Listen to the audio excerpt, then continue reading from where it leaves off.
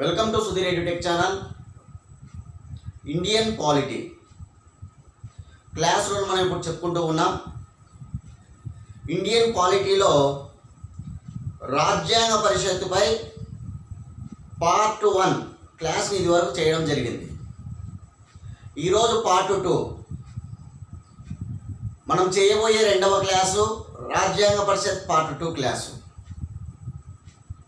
ఎవరైనా మనం ఛానల్ కొత్తగా చూస్తున్న వారు దయచేసి ఈ పార్ట్ 2 క్లాస్ చూడొద్దండి. పార్ట్ 1 క్లాస్ చూసి వాటిని రాసుకొని పార్ట్ 2 క్లాస్ చూడాలని మేము కోరుకుంటూ ఉన్నాం. పార్ట్ 1 చూసిన తర్వాత పార్ట్ 2 క్లాసు వినండి. అదేవిధంగా మన ఛానల్ మీరు సబ్స్క్రైబ్ చేయాలి. సబ్స్క్రైబ్ చేసినట్లయితే కనుక మనం చెప్పే క్లాసులన్నీ కూడా ఎప్పటికప్పుడు మీకు నోటిఫికేషన్ రూపంలో వస్తాయి. వాటిని మీరు వింటూ ఒక నోట్స్ ప్రిపేర్ చేసుకోవాలి. క్లాసులు వింటే ఎటువంటి ప్రయోజనం ఉండదు. ఖచ్చితంగా దానికి నోట్స్ ప్రిపేర్ చేసుకొని దాన్ని రాసుకొని దాన్ని చదువుకొని ఎగ్జామ్కి వెళ్తే మంచి ప్రయోజనం కలుగుతుంది. కాబట్టి చెప్పేది ఏమిటంటే ఒక నోట్స్ కూడా ప్రిపేర్ చేసుకోవాలి. మన ఛానల్ను సబ్స్క్రైబ్ చేసుకోండి. క్లాస్ నచ్చినట్లయితే కనుక ఒక లైక్ చేయడము, వీలైతే కామెంట్ పెట్టడం మరవద్దండి. అదేవిధంగా మన ఛానల్ ఇతరులకు సబ్స్క్రైబ్ చేయండి. సబ్స్క్రైబ్ను షేర్ చేయండి. వాళ్ళు కూడా మన క్లాసులు వినడం జరుగుతుంది. ఓకే, ఈరోజు రాజ్యాంగ పరిషత్తులో పార్ట్ 2 టాపిక్. అదే రాజ్యాంగ పరిషత్ ఎలా ఏర్పడింది, దాని నిర్మాణం ఏంటి అనే విషయాలను పార్ట్ 1 క్లాస్లో మనం చేయడం జరిగింది. పార్ట్ 1 క్లాస్ మీరు రాసుకొని ఉంటారు కాబట్టి ఇప్పుడు పార్ట్ 2ను కంటిన్యూ చేయండి. నోట్బుక్లో రాసుకోండి. పార్ట్ 2 రాజ్యాంగ పరిషత్ తొలి సమావేశం, దాని గురించినటువంటి పూర్తి సమాచారం తెలుసుకోవాలి. రాజ్యాంగ పరిషత్ తొలి సమావేశం దాని గురించి ఇప్పుడు చూద్దాం. రాజ్యాంగ పరిషత్ తొలి సమావేశమే కాదు, రాజ్యాంగం ఆమోదించిన వరకు జరిగిన ప్రాసెస్లన్నీ కూడా మనం ఒకసారి చదువుకోవాలి. ఫస్ట్ తొలి సమావేశం, రాజ్యాంగ పరిషత్ యొక్క తొలి సమావేశం ఎప్పుడు? 1946 డిసెంబర్ 9. 1946 డిసెంబర్ 9వ తారీఖున తొలి సమావేశం జరిగింది. చాలాసార్లు ప్రతి కాంపిటేటివ్ ఎగ్జామ్స్లో కూడా అడిగినటువంటి బిట్టే ఇది. రాజ్యాంగ పరిషత్ తొలి సమావేశం జరిగిన సంవత్సరం 1946 డిసెంబర్ 9. ఈ రాజ్యాంగ పరిషత్ తొలి సమావేశం జరిగిన ప్రదేశం ఢిల్లీలోని పార్లమెంటు సెంట్రల్ హాల్. రాజ్యాంగ పరిషత్ తొలి సమావేశానికి హాజరైన వారి సంఖ్య ఎంత అని అడుగుతారు. రాజ్యాంగ పరిషత్ తొలి సమావేశానికి హాజరైన వారి సంఖ్య 211 మంది. రాజ్యాంగ పరిషత్తుకు తొలి సమావేశానికి అధ్యక్షుడు మరియు తాత్కాలిక అధ్యక్షుడు ఎవరు? గుర్తుపెట్టుకోవాలి, సచ్చిదానంద సిన్హా. రాజ్యాంగ పరిషత్కు తొలి తాత్కాలిక ఉపాధ్యక్షుడు ఎవరు అని అడిగితే ఉపాధ్యక్షుడు Frank Anthony.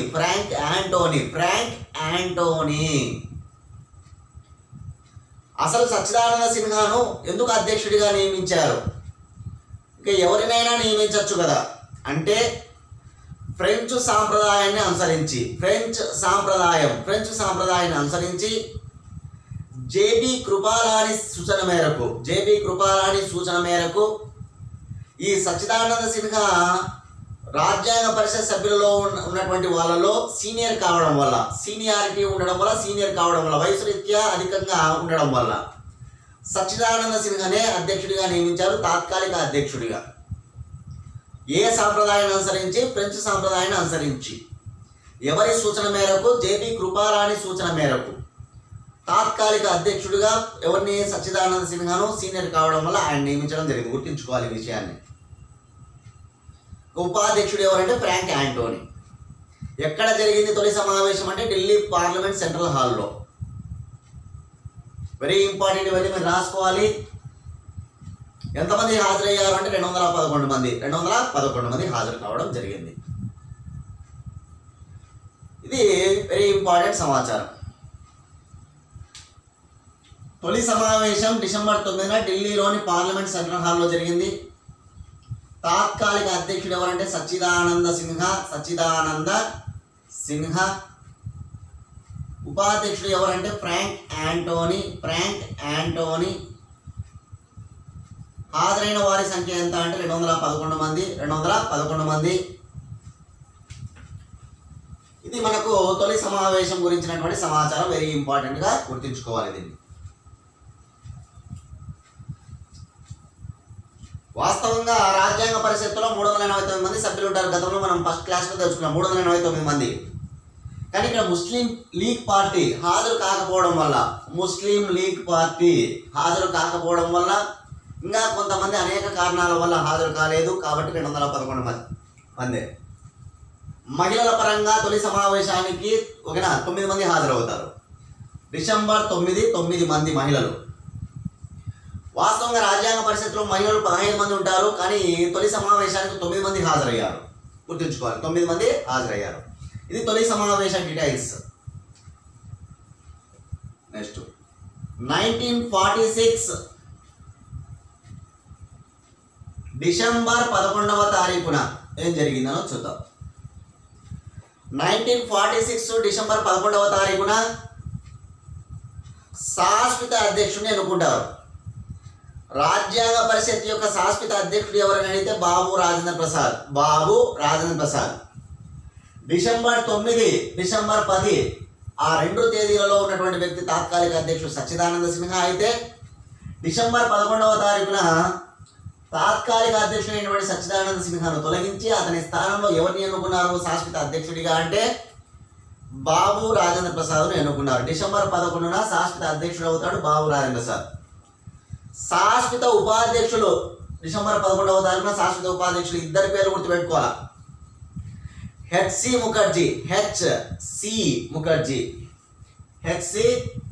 Mukherjee, T T Krishnamachari ఇద్దరు ఉపాధ్యక్షులు ఉంటారు. హెచ్సి ముఖర్జీ, టిటి కృష్ణమాచారి వాళ్ళు ఉపాధ్యక్షులు అన్నమాట. ఇదే డిసెంబర్ 11వ తారీఖున రాజ్యాంగ పరిషత్ సలహాదారుడిగా ఎవరు నియమించబడతాడు అంటే బిఎన్ రావు. గుర్తుంచుకోవాలా, బిఎన్ రావు. ఇదే డిసెంబర్ 11న రాజ్యాంగ పరిషత్ యొక్క కార్యదర్శిగా అయ్యంగార్ను నియమిస్తారు. ఎస్సి అయ్యంగార్ను. ఈ 4 పేర్లను గుర్తుంచుకోవాలి. ఒక 5 మంది పేర్లు వస్తున్నారు. బాబు రాజేంద్ర ప్రసాద్, ఓకేనా, S C Mukherjee, T T Krishnamachari, B N Rao, Ayyangar. ఎవరెవరు ఏంటి ఎగ్జామ్లో అడుగుతారు ఇవి. తాత్కాలిక అధ్యక్షుని అడిగితే సచ్చిదానంద సిన్హా అని చెప్పాలి. తాత్కాలిక ఉపాధ్యక్షుడు అడిగితే ఫ్రాంక్ యాంటోనీ అని చెప్పాలి. శాశ్వత అధ్యక్షుని అడిగితే బాబు రాజేంద్ర ప్రసాద్. శాశ్వత ఉపాధ్యక్షుడు ఎవరిని అడిగితే హెచ్సి ముఖర్జీ, టిటి కృష్ణమాచారి. రాజ్యాంగ పరిషత్ సలహాదారుడు అడ్వైజర్ ఎవరిని అడిగితే కనుక బిఎన్ రావు అని చెప్పాలి.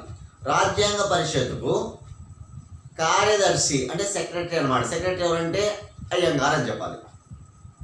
ఇది డిసెంబర్ 11న జరిగినటువంటి మ్యాటర్. నెక్స్ట్ 1946 డిసెంబర్ 13, వరుసగా రాసుకుంటారండి మీరు అన్నీ కూడా, చెప్పే విషయాలన్నీ కూడా. December 13 very important.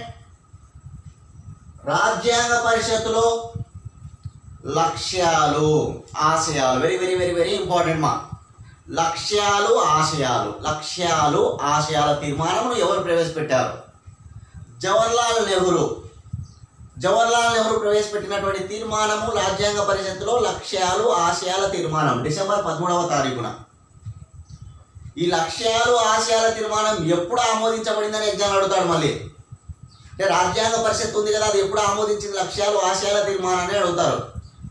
డిసెంబర్ 13వ తారీఖున ప్రవేశపెట్టిన లక్ష్యాలు ఆశయాల తీర్మానం అనేటువంటిది 1947 జనవరి 2వ తారీఖున 1947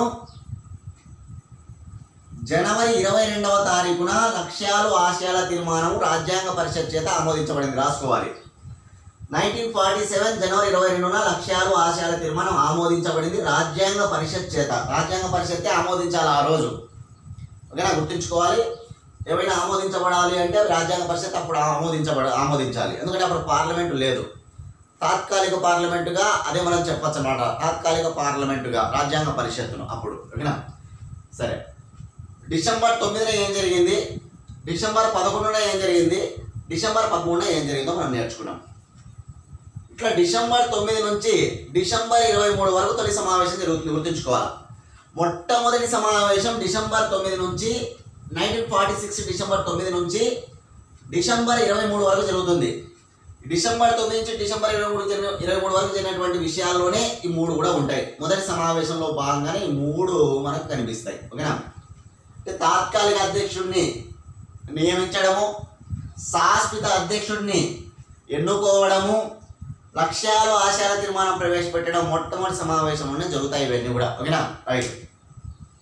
లక్ష్యాలు ఆశయాల తీర్మానం ఎప్పుడు ఆమోదించబడింది అంటున్నాం, 1947 జనవరి 22వ తారీఖున ఆమోదించబడింది. ఈ లక్ష్యాలు ఆశయాల తీర్మానం వల్ల మన దేశంలో ఏది తయారు కాబడిందంటే ప్రవేశిక, లేదా దానినే పీఠిక అనొచ్చు. పీఠికనే ప్రియాంబుల్ అనొచ్చు, ఇంగ్లీష్లో అయితే ప్రియాంబుల్ అంటాం. ప్రియాంబుల్ అన్న, పీఠిక అన్న, ప్రవేశిక అన్న, ముందు మాట అన్న, అవతారిక అన్న, అవన్నీ ఉపోద్ఘాతం అన్న, అంతా ఒకటే అనమాట, ఓకేనా. రకరకాల పేర్లు ఉంటాయి. ప్రవేశిక గురించి మనం సపరేట్గా మాట్లాడదాం, అక్కడ వాటి పేర్లు కూడా మీరు రాసుకోవాల్సి ఉంటుంది, అప్పుడు చెప్తాం, ఓకేనా. రైట్. 1947 జనవరి 22న లక్ష్యాలు ఆశయాల తీర్మానం తీర్మానించబడింది రాజ్యాంగ పరిషత్ చేత, ఓకేనా. రైట్. నెక్స్ట్ అలా ఉంచితే అంటే ఇట్లా మొదటి సమావేశంలో ఏమేమి జరిగినాయి, December 9 date important, December 11 important, December 23 బాగా గుర్తుపెట్టుకోవచ్చు కదా. 9కి 11కు ఒక రోజు గ్యాప్, 11కు 13కు ఒక రోజు గ్యాప్ అనమాట, మధ్యలో ఒక రోజు మిస్ అవుతుంది మీరు, విన్నాం. రైట్. అట్లా మొత్తం రాజ్యాంగాన్ని పూర్తి చేయడంలో రాజ్యాంగ పరిషత్ ఎన్ని సమావేశాలు నిర్వహించింది అంటే 11 సమావేశాలు. రాజ్యాంగాన్ని పూర్తి చేయడంలో రాజ్యాంగ పరిషత్ ఎన్ని సమావేశాలు ఏర్పాటు చేసింది, 11 సమావేశాలు ఏర్పాటు చేసింది అనమాట. అది కూడా బిట్ ఎగ్జామ్ పాయింట్ ఆఫ్ వ్యూలో, ఓకేనా. రాజ్యాంగ పరిషత్ ఏర్పాటు చేసిన సమావేశాల సంఖ్య 11 సమావేశాలు. మనం చివరి సమావేశం కూడా నేర్చుకోవాలి, చివరి సమావేశం కూడా తెలుసుకుందాం, ఓకేనా. రైట్. తర్వాత నెక్స్ట్ 1947 గుర్తుపెట్టుకోవాలి, 47 ఆగస్టు 15వ తారీఖున స్వాతంత్రం ఇవ్వబడుతుంది. రాజ్యాంగ పరిషత్ తయారు చేస్తున్న నేపథ్యంలోనే మన భారతదేశానికి స్వాతంత్రం అనేటువంటిది బ్రిటిష్ వాళ్ళు ఇచ్చి వెళ్ళిపోవడం జరుగుతుంది, మన దేశాన్ని వదిలి. మన దేశానికి స్వాతంత్రం ఎప్పుడు వచ్చిందంటే అందరికీ తెలుసు. ఆ స్వాతంత్రం తర్వాత రాజ్యాంగ పరిషత్తులో మార్పులు ఏంటి అనేది ఆల్రెడీ గత క్లాస్లో చెప్పినా ఇక్కడ రివిజన్ చేస్తాను నేను, వచ్చింది కాబట్టి డేటు 1947 ఆగస్టు 15వ తారీఖున స్వాతంత్రం రావడం చేత రాజ్యాంగ పరిషత్తులో ఎలాంటి మార్పులు వచ్చాయి, ఏమీ లేదు. ఒక 3 మార్పులు ఉంటాయి. 329 రాజ్యాంగ పరిషత్ సభ్యులు ఉంటారు కదా, 329 మంది. ఇక్కడికి వచ్చేసరికి స్వాతంత్రం తర్వాత 299 మంది అవుతారనమాట. స్వతంత్రం వచ్చిన తర్వాత రాజ్యాంగ పరిషత్తులో ఎంతమంది సభ్యులు కలరు అని అడిగితే 299 మంది చెప్పాలా. రాజ్యాంగ పరిషత్తులో మొత్తం సభ్యులు అడిగితే 389 మంది చెప్పాలా. అది కాస్త తగ్గిపోయింది 299 మందికి అనమాట. 70 వచ్చేసి స్వదేశీ సంస్థానాల నుంచి ఉంటే మిగతావన్నీ కూడా ఒక మిగతావన్నీ అంటే ఎంత 229 మంది. 229 మంది వచ్చేసి రాష్ట్రాలు కేంద్రపాలిత ప్రాంతాల నుంచి 229 మంది రాజ్యాంగ పరిషత్తులో సభ్యులుగా ఉంటారు, గుర్తుంచుకోవాలి. రాజ్యాంగ పరిషత్తులో సభ్యులుగా ఉంటారు. చాలామంది వెళ్ళిపోతారు. దేశ విభజన జరిగిన తర్వాత ముస్లిం లీగ్ పార్టీ వాళ్ళు ఆల్రెడీ సభ్యులుగా ఉంటారు, వాళ్ళు వెళ్ళిపోతారు. కొంతమంది కమ్యూనిస్ట్ పార్టీ వాళ్ళు వెళ్ళిపోతారు, కొంతమంది స్వదేశీ సంస్థానాల వాళ్ళు వెళ్ళిపోతారు. ఇలా అందరూ వెళ్ళిపోవడం చేత 299కి చేరింది అనమాట ఆ సంఖ్య. 299 మందికి చేరింది ఆ సంఖ్య, గుర్తుంచుకోవాలి, ఓకేనా. రైట్. కమ్యూనిస్ట్ నేత సోమనాథ్ చటర్జీ, ఒకే ఒక వ్యక్తి కమ్యూనిస్ట్ నేత దేశ విభజన అనంతరం వెళ్ళిపోవడం జరుగుతుంది. కమ్యూనిస్టులలో ఎవరు ఆ నేత అంటే కనుక సోమనాథ్ చటర్జీ కూడా వెళ్ళిపోవడం జరుగుతుంది అనమాట. రైట్. 299 మందికి చేరుతుంది. స్వదేశీ సంస్థానాల వాళ్ళు ఎంతమంది ఉంటారంటే ఆనాటికి 70 మంది. ఇంకా 229 మంది ఎవరంటే కనుక రాష్ట్రాలు కేంద్రపాలిత ప్రాంతాలు అనమాట. అక్కడ ఒక మార్పు, అది దేశ విభజన అనంతరం. రెండవది సార్వభౌమాధికార సంస్థగా మారుతుందన్నమాట. స్వతంత్రం రాకమునుపు రాజ్యాంగ పరిషత్ పని ఏంటంటే కనుక ఒక రాజ్యాంగ పరిషత్ సమావేశం నిర్వహించుకోవాలనుకుంటే బ్రిటిష్ వారి పర్మిషన్ తీసుకోవాలి, బ్రిటిష్ వారి అనుమతితోనే చేసుకోవాలి. ఏది చేసుకున్నా కూడా ఎప్పుడు స్వతంత్రానికి పూర్వం రాజ్యాంగ పరిషత్ ఏదైనా సమావేశాలు చేసుకోవాలంటే వాళ్ళ పర్మిషన్తో వాళ్ళు ఏదైనా మనం చట్టాలు చేసిన తర్వాత అంటే ఏవైనా అక్కడ ఆమోదించుకున్న తర్వాత కూడా వాళ్ళకి చెప్పవలసినటువంటి పరిస్థితి ఉండేదన్నమాట. అంటే సార్వభౌమాధికార సంస్థగా ఉండేది కాదు స్వతంత్రానికి పూర్వం. స్వతంత్ర అనంతరం సార్వభౌమాధికార సంస్థగా మారిపోయినాం. అంటే వాళ్ళకి చెప్పాల్సిన పని లేదు. ఎప్పుడైనా సరే ఆ రాజ్యాంగ పరిషత్ సభ్యులు నిర్ణయం తీసుకొని సమావేశం నిర్వహించుకోవచ్చు. అదేవిధంగా వాళ్ళు చేసిన చట్టాలను కూడా రద్దు చేసుకోవచ్చు. బ్రిటిష్ వారి కాలంలో చట్టాలు చేయబడి ఉంటాయి. ఆ చట్టాల ప్రకారం కొన్ని మన దేశంలో అమలు అవుతూ ఉంటాయి. వాటన్నిటిని కూడా ఇక్కడ రద్దు చేసుకోవచ్చు లేదా వాటిని పెట్టుకోవచ్చు రాజ్యాంగ పరిషత్తులో భాగంగా. ఇట్లాంటి సవరించుకోవచ్చు. ఇట్లాంటి మార్పులు ఉంటాయి అన్నమాట. ఇది రెండవది అన్నమాట, గుర్తుంచుకోవాలి. సంఖ్యాపరంగా మార్పు వచ్చింది. అదేవిధంగా సార్వభౌమాధికార సంస్థగా ఏర్పాటు కావడం జరిగిందనమాట.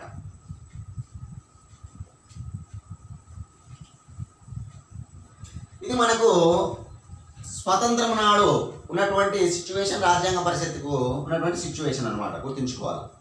నెక్స్ట్ 1947 ఆగస్టు 15న స్వాతంత్రం వచ్చిన వెంటనే మన దేశ ప్రధానిగా ఎవరు అవుతారనేది కూడా మనం తెలుసుకోవాలి. ఇక్కడ జవహర్లాల్ నెహ్రూ. ఎన్నికలు జరగవు, ఏమి జరగవు. ఎన్నికలు జరగకుండానే దేశ ప్రధానమంత్రిగా ఎవరు అవుతారంటే కనుక జవహర్లాల్ నెహ్రూ అవుతాడు. అంతకుముందు తాత్కాలిక ప్రభుత్వంలో ఆయన మెయిన్ పర్సన్ అన్నమాట. తాత్కాలిక ప్రభుత్వం ఉంటుంది గతంలో. 1946 సెప్టెంబర్ 2న ఏర్పడిందని చెప్పాం క్యాబినెట్ మిషన్ ప్లాన్ ప్రకారం. ఆ క్యాబినెట్ మిషన్ ప్లాన్ ప్రకారం ఏర్పడిన తాత్కాలిక ప్రభుత్వంలో ఉపాధ్యక్షుడిగా వ్యవహరిస్తారు. అధ్యక్షుడిగా వెవెల్ వ్యవహరిస్తాడు, లార్డ్ వెవెల్. ఉపాధ్యక్షుడిగా ఎవరు వ్యవహరిస్తారంటే కనుక నెహ్రూ వ్యవహరిస్తాడు. అక్కడ 14 మంది మంత్రిత్వ శాఖ కూడా మన భారతీయులకు కేటాయించడం జరిగింది, 14 మందికి. అదేవిధంగా ప్రధానమంత్రి అయిన తర్వాత ఏమవుతుందంటే కనుక 14 మంది మంత్రులను ఏర్పాటు చేసుకుంటాడు అనమాట. స్వతంత్ర భారతదేశంలో మొట్టమొదటి క్యాబినెట్ అనమాట. ఆ క్యాబినెట్ వివరాలు మనం తెలుసుకోవాలి. Very important exam point of లో. క్యాబినెట్ అంటే మంత్రి మండలి. జవహర్లాల్ నెహ్రూ ప్రధానమంత్రి అయిన తర్వాత మంత్రివర్గంలో 14 మందికి చోటు దక్కుతుంది. అతనితో సహా 14 మంది. వాళ్ళ పేర్లు నేను రాస్తున్నా ఇక్కడే. జవహర్లాల్ నెహ్రూ రాసుకోండి. జవహర్లాల్ నెహ్రూ, వల్లభాయ్ పటేల్, బాబు రాజేంద్ర ప్రసాద్, బాబు జగ్జీవన్ రామ్, బాబు జగ్జీవన్ రామ్ అనమాట. ఓకేనా. సిహెచ్ బాబా ఆల్రెడీ తాత్కాలిక ప్రభుత్వంలో మంత్రిత్వ శాఖను అనుభవించినటువంటి వ్యక్తి సిహెచ్ బాబా. అక్కడ చదువుకున్నాం బాబా, సిహెచ్ బాబా. ఓకేనా. బలదేవ్ సింగ్ అక్కడ తాత్కాలిక ప్రభుత్వంలో మంత్రిత్వ శాఖను ఓకేనా తీసుకున్నటువంటి వ్యక్తి బలదేవ్ సింగ్. ఇక్కడ కూడా బలదేవ్ సింగ్ మంత్రిత్వ శాఖను ఏర్పాటు చేసుకున్నాడు. ఓకేనా. నెక్స్ట్ అదేవిధంగా షణ్ముగం శెట్టి. ఒక 7 మంది పేర్లు రాసుకోండి. ఆ 7 మంది మంత్రిత్వ శాఖను రాసుకోండి. ఇంకా 7 మంది ఉంటారు. 7 మంది మళ్ళీ చెప్తా. జవహర్లాల్ నెహ్రూ ప్రధానమంత్రి, భారతదేశానికి మొట్టమొదటి ప్రధానమంత్రి ఆయనే. మంత్రులలో అందరికంటే మెయిన్ కాబట్టి అతన్ని ప్రధానమంత్రి అంటాం. ప్రధానమంత్రి. ఆ ప్రధానమంత్రి ఆధీనంలోనే వీళ్ళందరూ కూడా పనిచేయాలన్నమాట. క్యాబినెట్ అంటాం. అంతా కలిపి క్యాబినెట్, మంత్రి మండలి అని పిలుస్తాం. ఓకేనా. సరే. నెహ్రూ ప్రధానమంత్రి. నెహ్రూ విదేశీ వ్యవహారాల మంత్రి కూడా. విదేశీ వ్యవహారాలు, ఎక్స్టర్నల్ అఫైర్స్ అంటాం. విదేశీ వ్యవహారాలు. కామన్వెల్త్ కూడా నెహ్రూనే మెయిన్. కామన్వెల్త్ మినిస్టర్ కూడా ఆయనే, గుర్తుపెట్టుకోవాలి.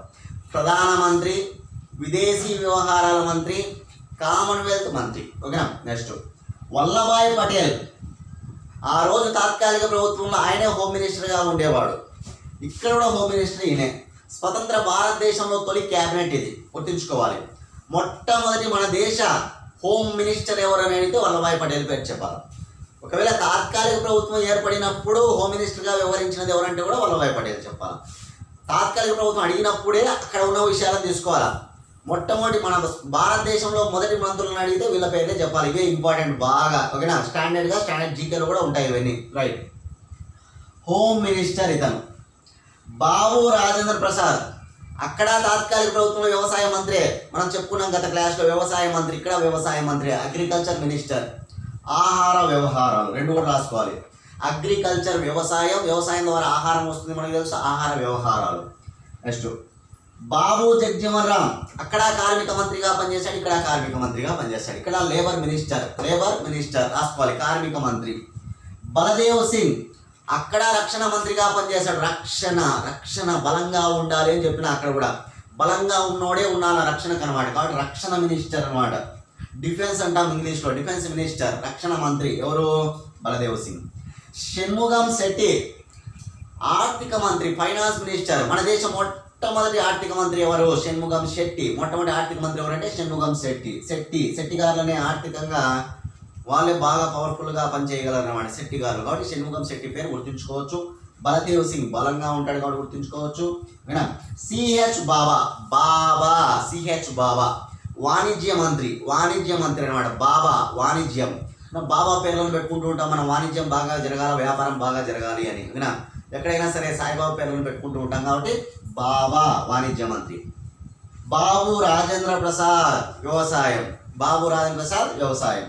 బాబు జగ్జీవన్ రామ్ కార్మిక మంత్రి, అతను కార్మిక మంత్రి అనమాట. Vallabhbhai Patel home minister. నెహ్రూ ప్రధానమంత్రి. ఇంకొక 7 మంది పేర్లు రాసేసుకోండి, 7 మంది పేర్లు మిగతా వాళ్ళను. జాన్ మతై,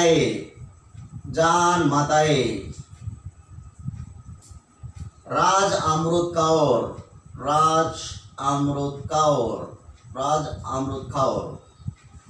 జాన్ మతై పేరు రాసుకోండి, రాజ్ అమృత్ కౌర్ పేరు రాసుకోండి.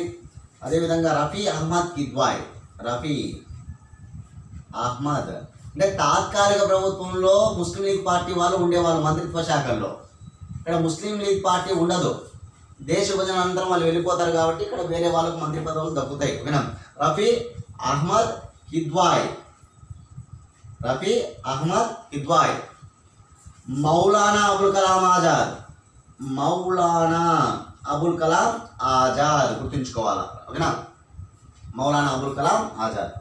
గాడ్గిల్ కూడా ఒక మినిస్టర్ పదవితో ఉంటాడు, మొట్టమొదటి మంత్రిత్వ శాఖలో గాడ్గిల్ కూడా ఒక పర్సన్ అనమాట. గాడ్గిల్ గుర్తుంచుకోవాలి, గాడ్గిల్. ఇంకా మనకు కొంతమంది పేర్లను చూస్తే వీళ్ళని రాసుకోండి, తర్వాత చూద్దాం మిగతా వాళ్ళని. అదేవిధంగా శ్యామ్ ప్రసాద్, అక్కడ ఉన్నాడు శ్యామ్ ప్రసాద్ ముఖర్జీ, ఇక్కడ ఉన్నాడు శ్యామ్ ప్రసాద్ ముఖర్జీ గుర్తుంచుకోవాలి, శ్యామ్ ప్రసాద్ ముఖర్జీ. సరే, కొంతమంది పేర్లు ఇంకొకరు పెండింగ్ ఉన్నారు, చెప్తా అతని పేరు కూడా ముందు రాసుకోండి. జాన్ మతై, మొట్టమొదటి మన భారతదేశ రైల్వే మంత్రి ఎవరు? రైల్వే శాఖ మంత్రి, రైల్వే మినిస్టర్ ఎవరు అంటే జాన్ మతై. ట్రాన్స్పోర్ట్ రవాణా మినిస్టర్ కూడా ఆయనే, రవాణా మంత్రి, రైల్వే శాఖ మంత్రి జాన్ మతై. రాజ్ అమృత్ కౌర్, ఆరోగ్య మంత్రి, హెల్త్ మినిస్టర్ అనమాట, హెల్త్ మినిస్టర్, ఆరోగ్యం, రాజ్ అమృత్ కౌర్, ఓకేనా? అమృత్, మనకి ఆరోగ్యం అంటేనే అమృతం అనమాట. ఆరోగ్యంగా మనిషి ఉన్నాడంటే అమృతం లెక్క, అది అమృతం లెక్క. అమృత్ కౌర్ గుర్తుపెట్టుకోవాలి, ఆరోగ్య శాఖ మంత్రి. మహిళ, ఇక్కడ మొత్తం 14 మంది మంత్రులలో ఒక మహిళ. మొట్టమొదటి కేంద్ర మంత్రి ఎవరు మన దేశంలో అంటే రాజ్ అమృత్ కౌరే. ఆమె నిర్వహించిన శాఖ పేరు ఆరోగ్య శాఖ, రాజ్ అమృత్ కౌర్. రఫీ అహ్మద్ కిద్వాయ్ కమ్యూనికేషన్. రఫీ అహ్మద్ కిద్వాయ్ ఏ minister? Communication minister, communication, right. Maulana Abul Kalam Azad మనందరికీ తెలుసు, గొప్ప విద్యావేత్త, కాబట్టి విద్యాశాఖ మంత్రిగా ఆయన నియమించారు. మౌలానా అబుల్ కలాం ఆజాద్ మన దేశానికి మొట్టమొదటి విద్యాశాఖ మంత్రి, ఎడ్యుకేషన్ మినిస్టర్ అన్నమాట. విద్యాశాఖ మంత్రి, ఎడ్యుకేషన్ మినిస్టర్. అందుకే ప్రతి సంవత్సరం ఆయన పుట్టినరోజు సందర్భంగా విద్యా దినోత్సవాన్ని నవంబర్ 11 చేస్తాం. నవంబర్ 11 ఎవరి పుట్టినరోజు? మౌలానా అబుల్ కలాం ఆజాద్ పుట్టినరోజు. అతని పుట్టినరోజు సందర్భంగా ఏ దినోత్సవం చేస్తామంటే కనుక విద్యా దినోత్సవాన్ని చేస్తాం, ఓకేనా? గాడ్గిల్ గనులు, మైన్స్ అంటాం, మైన్స్. అదేవిధంగా విద్యుత్ శాఖ మంత్రి కూడా ఆయనే, విద్యుత్ శాఖ మంత్రి. విద్యుత్ అంటే పవర్. గాడ్గిల్, గనులు, మైన్స్, విద్యుత్, పవర్. శ్యామ్ ప్రసాద్ ముఖర్జీ ఇతను పరిశ్రమల శాఖ మంత్రి. శ్యామ్ ప్రసాద్ ముఖర్జీ ఏ మినిస్టర్ అంటే కనుక పరిశ్రమల శాఖ మంత్రిగా గుర్తుపెట్టుకోవాలి. పరిశ్రమల శాఖ మంత్రిగా శ్యామ్ ప్రసాద్ ముఖర్జీని మనం అందరం గుర్తుంచుకోవాలి, ఓకేనా? గొప్ప మహానుభావుని మనం మర్చిపోయినాం, బిఆర్ అంబేద్కర్. అంబేద్కర్ అంటే న్యాయం. అతని ద్వారానే రాజ్యాంగం మనకు తయారైందని చెప్తూ ఉన్నాం మనం. రాజ్యాంగ పితామహుడిగా, రాజ్యాంగ నిర్మాణ రూపశిల్పిగా, ఆధునిక మనువుగా గొప్ప మహానుభావుడైనటువంటి ఇతన్ని మనం చెప్తాం కదా, ఎవరైనా బిఆర్ అంబేద్కర్. మొట్టమొదటి న్యాయశాఖ మంత్రి అనమాట అంబేద్కర్. స్వతంత్ర భారతదేశమే కాదు, భారతదేశానికి మొట్టమొదటి లా మినిస్టర్ అంటే అంబేద్కర్. ఓకేనా. శ్యామ్ ప్రసాద్ ముఖర్జీ పరిశ్రమలు, గాడ్గిల్ గనులు, మౌలానా విద్యాశాఖ మంత్రి, రఫీ అహ్మద్ కిద్వాయ్ పరిశ్రమలు, రాజ్ అమృత్ కౌర్ ఆరోగ్యము, జాన్ మతై రైల్వే శాఖ, ఎక్కువగా అడుగుతుంటారు కదా రైల్వే శాఖ మంత్రి. అదేవిధంగా బలదేవ్ సింగ్ రక్షణ మంత్రి, బాబా వాణిజ్య మంత్రి, బాబు రాజేంద్ర ప్రసాద్ వ్యవసాయం, బాబు జగ్జీవన్ రామ్ కార్మిక శాఖ. బాగా నేర్చుకోవాలి, ఒక 4-5 సార్లు చదివితే అవి ఖచ్చితంగా గుర్తుంటాయి, చాలా ఇంపార్టెంట్ కూడా, కాబట్టి ఒకసారి బాగా చదివేయండి. ఇది మనకు 1947 ఆగస్టు 15 దేశానికి స్వాతంత్రం రావడము, ప్రధానమంత్రిగా జవహర్లాల్ నెహ్రూ నియమించడం, అతని దగ్గర 14 మంది మంత్రిత్వ శాఖలు ఉండడం జరుగుతుంది. ఇంకా రాజ్యాంగం అనేటువంటిది పూర్తి కాలేదు మనకు రాయడం, ఇంకా కొనసాగాలి, కాబట్టి ఇప్పుడు మనం చూద్దాం. ఓకేనా. రైట్.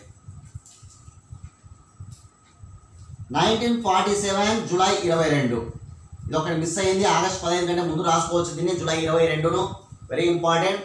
1947 జూలై 22 రాజ్యాంగ పరిషత్ చేత ఆమోదించబడింది. ఏంటి జూలై 22 అంటే? మన జాతీయ పతాకంగా త్రివర్ణ పతాకం, పై వైపున కాషాయం, మధ్యలో తెలుపు రంగు, కింది వైపున ఆకుపచ్చ. పై వైపున కాషాయపు రంగు సాఫ్రాన్, మధ్యలో తెలుపు రంగు వైటు, దిగువన ఆకుపచ్చ గ్రీన్ కలర్తో ఉండి మధ్యలో అశోక చక్రం ఉండి, అశోక చక్రం 24 స్పోక్స్ ఉంటాయి, ముదురు నీలం వర్ణంలో ఉంటుందని తెలుసుకున్నాం. ఆల్రెడీ జీకే క్లాసులలో మనం చెప్పుకున్నాం. సరే, ఆ త్రివర్ణ పతాకాన్ని రాజ్యాంగ పరిషత్ ఎప్పుడు ఆమోదించింది అంటే 1947 జూలై 22. త్రివర్ణ పతాకాన్ని 1947 జూలై 22 ఆమోదించింది. స్వతంత్రం వచ్చిన తర్వాత మొట్టమొదటిసారిగా పార్లమెంటు పైన జవహర్లాల్ నెహ్రూ ఎగరేస్తాడనమాట. జవహర్లాల్ నెహ్రూ. ఓకేనా.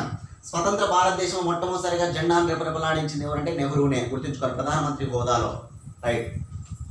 ఆగస్టు 14 అర్ధరాత్రి పూటనే ఆయన ఎగరేస్తాడు.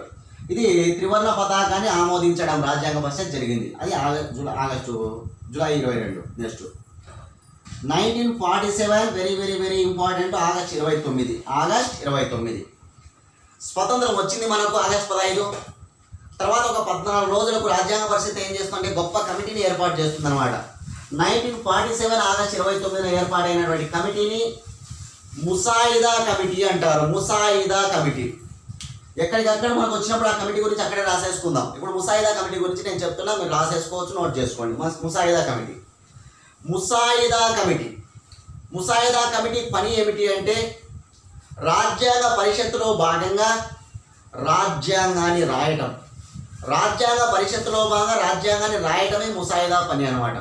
ముసాయిదా అంటే డ్రాఫ్ట్ అంటే రాయటం. అందుకే దీన్ని డ్రాఫ్టింగ్ కమిటీ అంటారు. ముసాయిదా కమిటీకి గల పేర్లు రాసుకోండి. ముసాయిదా కమిటీకి గల పేర్లు డ్రాఫ్టింగ్ కమిటీ, రాజ్యాంగ రచనా కమిటీ అని కూడా అంటాం. రాజ్యాంగాన్ని రాస్తూ ఉంది కాబట్టి రాజ్యాంగ రచనా సంఘం అనమాట, అది గుర్తుంచుకోవాలి. రాసుకున్నారా? ముసాయిదా కమిటీకి గల పేర్లు రాజ్యాంగ రచనా కమిటీ, డ్రాఫ్టింగ్ కమిటీ. ముసాయిదా కమిటీ ఎప్పుడు ఏర్పడింది? 1947 ఆగస్టు 29 ఏర్పడింది, గుర్తుంచుకోవాలి. కమిటీలు మొత్తం రాజ్యాంగ పరిషత్తులో భాగంగా రాజ్యాంగాన్ని తయారు చేయడం కోసం 22 కమిటీలు వేయబడతాయి. రాజ్యాంగ రచన అంటే రాజ్యాంగాన్ని తయారు చేయడంలో రాజ్యాంగ పరిషత్ మొత్తం ఎన్ని కమిటీలు వేసింది అంటే 22 కమిటీలు వేస్తుంది. ఆ 22 కమిటీలలో అతి ముఖ్యమైనటువంటి కమిటీనే ఈ ముసాయిదా కమిటీ. అతి ముఖ్యమైనటువంటి కమిటీ గుర్తుంచుకోవాలి, ముసాయిదా కమిటీ. ఈ ముసాయిదా కమిటీలో ఎంతమంది సభ్యులు? ప్రతి బిట్టు అడిగినటువంటిది ఎగ్జామ్ పాయింట్ టైంలో ముసాయిదా కమిటీ గురించి. లేదా కష్టంగా అడిగితే దాని గురించి మొత్తంగా వివరణ ఇస్తాడనమాట. సరైనది సరికానిది కూడా అడుగుతాడు దానిలో. కాబట్టి ముసాయిదా కమిటీ గురించి బాగా నేర్చుకోవాలి. ముసాయిదా కమిటీలో మొత్తం సభ్యులు 7 మంది. అందులో ఒకరు అధ్యక్షులు, మిగతా 6 మంది సభ్యులు. అధ్యక్షుడితో సహా అయితే కనుక 7 మంది. మొత్తం సభ్యులు అడిగితే 7 మందినే చెప్పాలా. అధ్యక్షుడు కూడా ఒక సభ్యుడే, కాకపోతే మెయిన్ పర్సన్ అతను. అధ్యక్షుడు ఒకడు, 6 మంది సభ్యులు, మొత్తం 7 మంది అనమాట. అధ్యక్షుడు ఎవరు? ముసాయిదా కమిటీకి అధ్యక్షుడు డాక్టర్ బిఆర్ అంబేద్కర్. మిగతా సభ్యుల పేరు ఇంపార్టెంట్. 7 మంది పేర్లు నేర్చుకోవాలంటే ఖచ్చితంగా ఎప్పటికీ నిద్రలో అడిగినా కూడా చెప్పే విధంగా ఉండాలి 7 మంది పేర్లు. అంత గొప్ప కమిటీ అనమాట. ఎందుకంటే ఈనాడు మనం రాజ్యాంగాన్ని అనుభవిస్తూ ఉన్నామంటే అది వీళ్ళ పుణ్యఫలమే అనమాట. కాబట్టి గుర్తుంచుకోవాలి. ముసాయిదా కమిటీ. బిఆర్ అంబేద్కర్ అధ్యక్షుడు, గోపాలస్వామి అయ్యంగార్, కృష్ణస్వామి అయ్యర్ పూర్తి పేర్లు రాసుకోవాలి మీరు, ఓకేనా. కేఎం మున్సి, ఎన్ మాధవరావు, అంతకంటే ముందు మహమ్మద్ సాదుల్లా రాద్దాం. సయ్యద్ మహమ్మద్ సాదుల్లా, తర్వాత ఎన్ మాధవరావు, కృష్ణమాచారి, టిటి కృష్ణమాచారి కూడా ఉంటాడు, గుర్తుంచుకోవాలి. కృష్ణమాచారి. మొత్తం 7 మంది పేర్లు మీకు వచ్చినాయి. ఇక్కడ అన్నీ నేర్చుకొని తీరాలా, బాగా గుర్తుంచుకోవాలా, సాధారణంగా గుర్తుంచుకోవాలి. ముందు నేర్చుకోవాలి పేర్లను కంపల్సరీగా. తర్వాత ఎప్పుడు అడిగినా కూడా మైండ్లో వచ్చే విధంగా మనం గుర్తు పెట్టుకోగలగాలి. అంటే గోపాలస్వామి అయ్యంగార్ అనగానే అతను ముసాయిదా కమిటీలో ఉన్నాడని, కేఎం మున్సి అనగానే ముసాయిదా కమిటీలో ఉన్నాడని, సయ్యద్ మహమ్మద్ సాదుల్లా ముసాయిదా కమిటీలో ఉన్నాడని, ఇట్లా, ఓకేనా, రైట్. బిఆర్ అంబేద్కర్ మెయిన్ అధ్యక్షుడు ముసాయిదా కమిటీకి, గోపాలస్వామి అయ్యంగారు, కృష్ణస్వామి అయ్యర్ పేర్లతోనే 2 ఉన్నాయి చూడండి. గోపాలస్వామి అయ్యంగార్, కృష్ణస్వామి అయ్యర్, ఇద్దరు స్వామి అయ్యర్ పేర్లతో ఉన్నాయి చూడు, ఓకేనా, రైట్. కేఎం మున్సి, గుర్తుంచుకోవాలి. కేఎం మున్సి. ఒక ముస్లిం కూడా స్థానం ఉంది ముసాయిదా కమిటీలో. సయ్యద్ మహమ్మద్ సాదుల్లా, గుర్తుంచుకోవాలి. ఎన్ మాధవరావు, ఈటి కృష్ణమాచార్యులు ఉన్నారు. ఇట్లా 7 మంది పేర్లను మీరు నేర్చుకోవాలి. 7 మంది సభ్యులు ఉంటారు. ఈ క్రింది వారిలో ముసాయిదా కమిటీలో సభ్యుడు అయిన వాడు ఎవడు అని అడగచ్చు. ఈ క్రింది వారిలో ముసాయిదా కమిటీలో సభ్యుడు కానివాడు ఎవడు అని అడగచ్చు. కాబట్టి 7 మంది నేర్చుకున్నప్పుడు నువ్వు ఆ బిట్టు చేయగలవు, లేకుంటే చేయలేవు. కాబట్టి గుర్తుపెట్టుకోవాలి, 7 మంది పేర్లను నేర్చుకోవాలి. వీళ్ళందరూ న్యాయవాద వృత్తిని పొందిన వాళ్ళే. న్యాయ విద్యను న్యాయవాదులు కాని వాళ్ళు ఎవరు ఇక్కడ అంటే ఒక్కడే. కాబట్టి అది కూడా ఎగ్జామ్ పాయింట్ ఆఫ్ పెట్టే. ముసాయిదా కమిటీలో న్యాయ విద్యను అభ్యసించినటువంటి పర్సన్ ఎవరంటే కృష్ణమాచారి. ఇతనికి న్యాయవాది కాదనమాట. కృష్ణమాచారి న్యాయవాది కాదు, రైట్. ఇక ఇక్కడ ఇద్దరి పేర్లలో ఒక విషయాన్ని మనం గుర్తుపెట్టుకోవాలి. మొట్టమొదట వీళ్ళిద్దరు ఉండిండారు ఏర్పాటు చేసినప్పుడు. మిత్తల్ అనేటువంటి వ్యక్తి ఉంటాడనమాట. మిత్తల్ ఇతని స్థానంలో వస్తాడని మాధవరావు చాలా కాలం పాటు ఆయనే ఉంటాడు. కృష్ణమాచారి కైతాన్ స్థానంలో వస్తాడు. ఈ ఇద్దరిని గుర్తుపెట్టుకోవాలమ్మా. ఎన్ మాధవరావు ఎవరి స్థానంలో ముసాయిదా కమిటీలో చేరడం జరుగుతుంది సభ్యుడిగా అంటే మాధవరావు. ఇక్కడ కూడా ఇక్కడ ఎమ్ము మాధవరావు మిట్టల్ గుర్తుంచుకోవాలి. కృష్ణమాచారి ఇక్కడ కేనే అక్కడ కేనే. కైతాన్ స్థానంలో కృష్ణమాచారి, మిట్టల్ స్థానంలో మాధవరావు అనమాట, రైట్. ఇది ముసాయిదా కమిటీ. ముసాయిదా పని ఏంటంటున్నాం, రాయడం అనమాట. మొత్తం బాగా దస్తూరి దానికి నీట్గా రాయడం అనమాట, ఓకేనా, రైట్. ముసాయిదా కమిటీలో ఎంతమంది సభ్యులు అంటున్నాం, 7 మంది సభ్యులు. ఆ 7 మంది పేరు మనం తెలుసుకున్నాం. న్యాయవాది కాని వ్యక్తిని తెలుసుకున్నాం. ఎవరి స్థానంలో ఎవరు సభ్యుడిగా చేరారనేది కూడా ఇక్కడ తెలుసుకున్నాం, ఓకేనా, రైట్.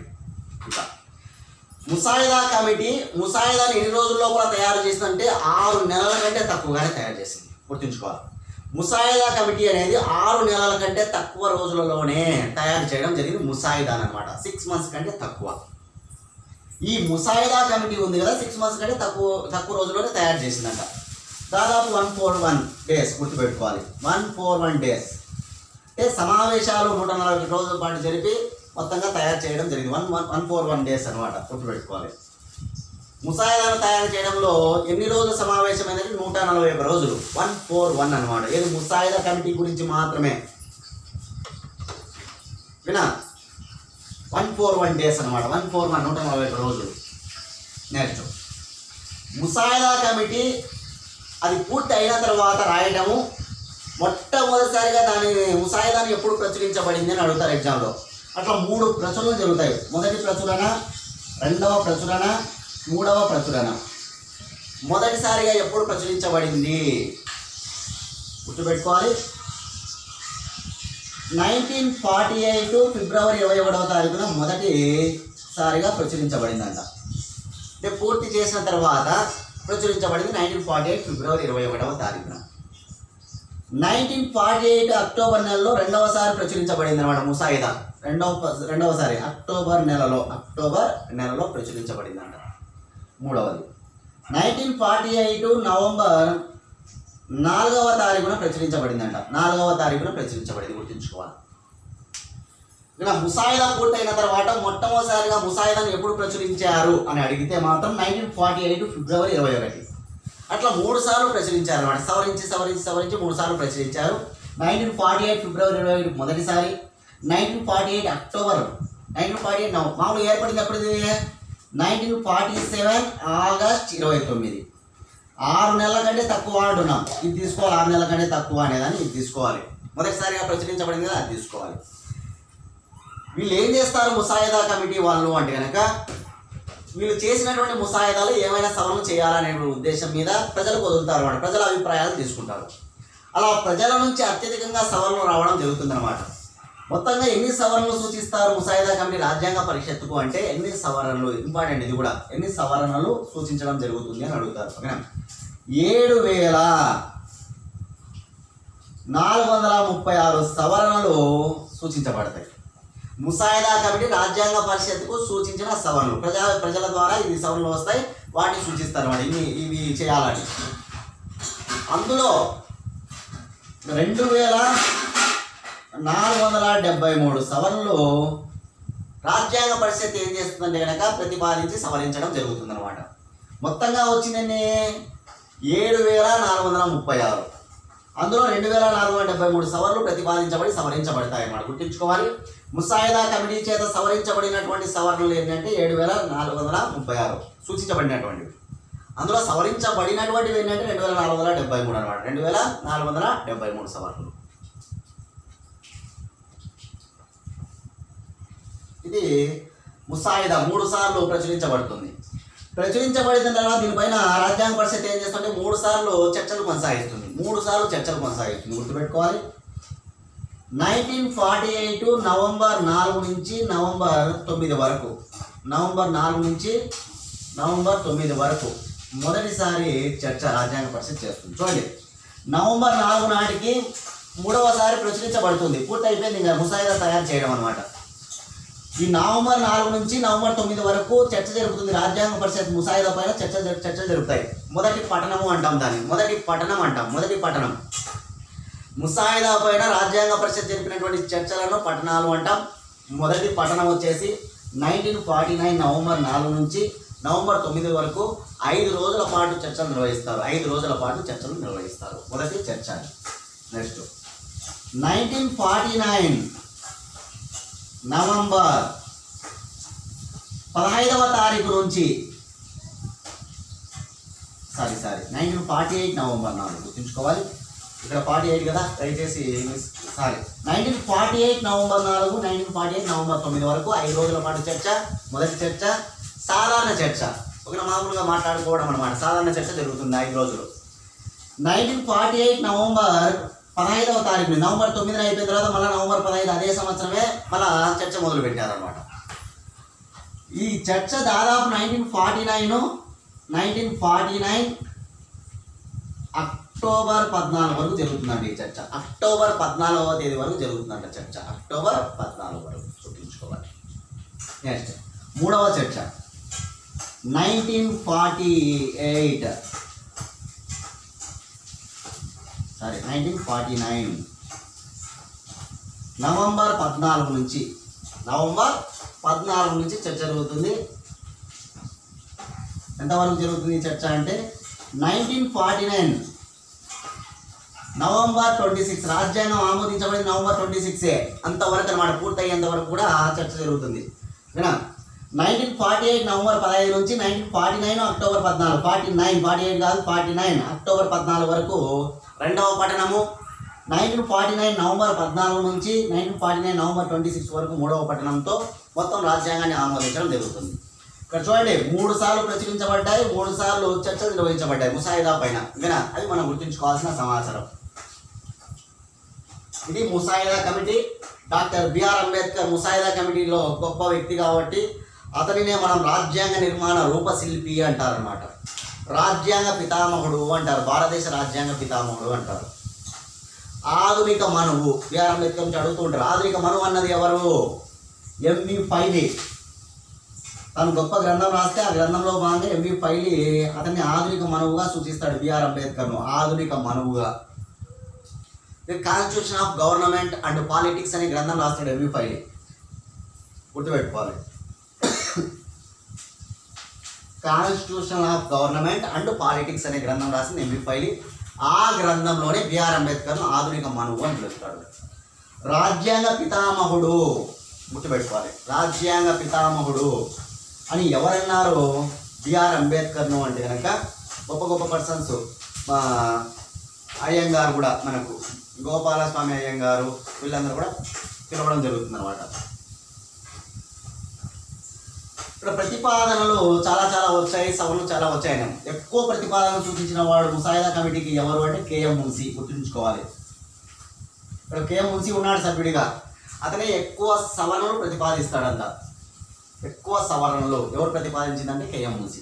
సరే, ఆగస్టు 29వ తారీఖు నుంచి రాజ్యాంగం పూర్తయినంత వరకు ఏమేమి జరిగాయని మనం చూసాం. నెక్స్ట్ 1949 నవంబర్ 26 చిట్ట చివరి సమావేశానికి మనం వచ్చాం. మొత్తం సమావేశాలు ఎన్ని జరిగాయి అంటున్నాం? మొత్తం సమావేశాలు 11 సమావేశాలు. ఇది 11వ సమావేశం అన్నమాట. మొదటి సమావేశం 9వ తారీఖున ప్రారంభించబడింది, డిసెంబర్ 9, 46లో. ఇది చివరి సమావేశం. రాసుకోవాలి ఇక్కడ చివరి సమావేశం గురించి ఏమేమి జరిగాయి ఇక్కడ అనేది. రాజ్యాంగ పరిషత్ యొక్క చిట్ట చివరి సమావేశం జరిగినటువంటి సంవత్సరం 1949 నవంబర్ 26. రాజ్యాంగ పరిషత్ చివరి సమావేశం రోజున ఏం జరిగిందంటే రాజ్యాంగాన్ని ఆమోదించారు. రాజ్యాంగ పరిషత్ రాజ్యాంగాన్ని ఎప్పుడు ఆమోదించినది అని అడుగుతాడు. 1949 నవంబర్ 26 ఆమోదించినది. అందుకే మనం ప్రతి సంవత్సరం నవంబర్ 26ను రాజ్యాంగ దినోత్సవంగా చేస్తాం. రాజ్యాంగం ఆమోదించిన రోజు కాబట్టి అది రాజ్యాంగ దినోత్సవం నవంబర్ 26. కాన్స్టిట్యూషనల్ డే అంటాం ఇంగ్లీష్లో. Constitutional day November 26. అది ఎప్పటి నుంచి మనం చేసుకుంటూ ఉన్నాం? 2015 నుంచి నవంబర్ 26ను రాజ్యాంగ దినోత్సవంగా చేసుకుంటున్నాం.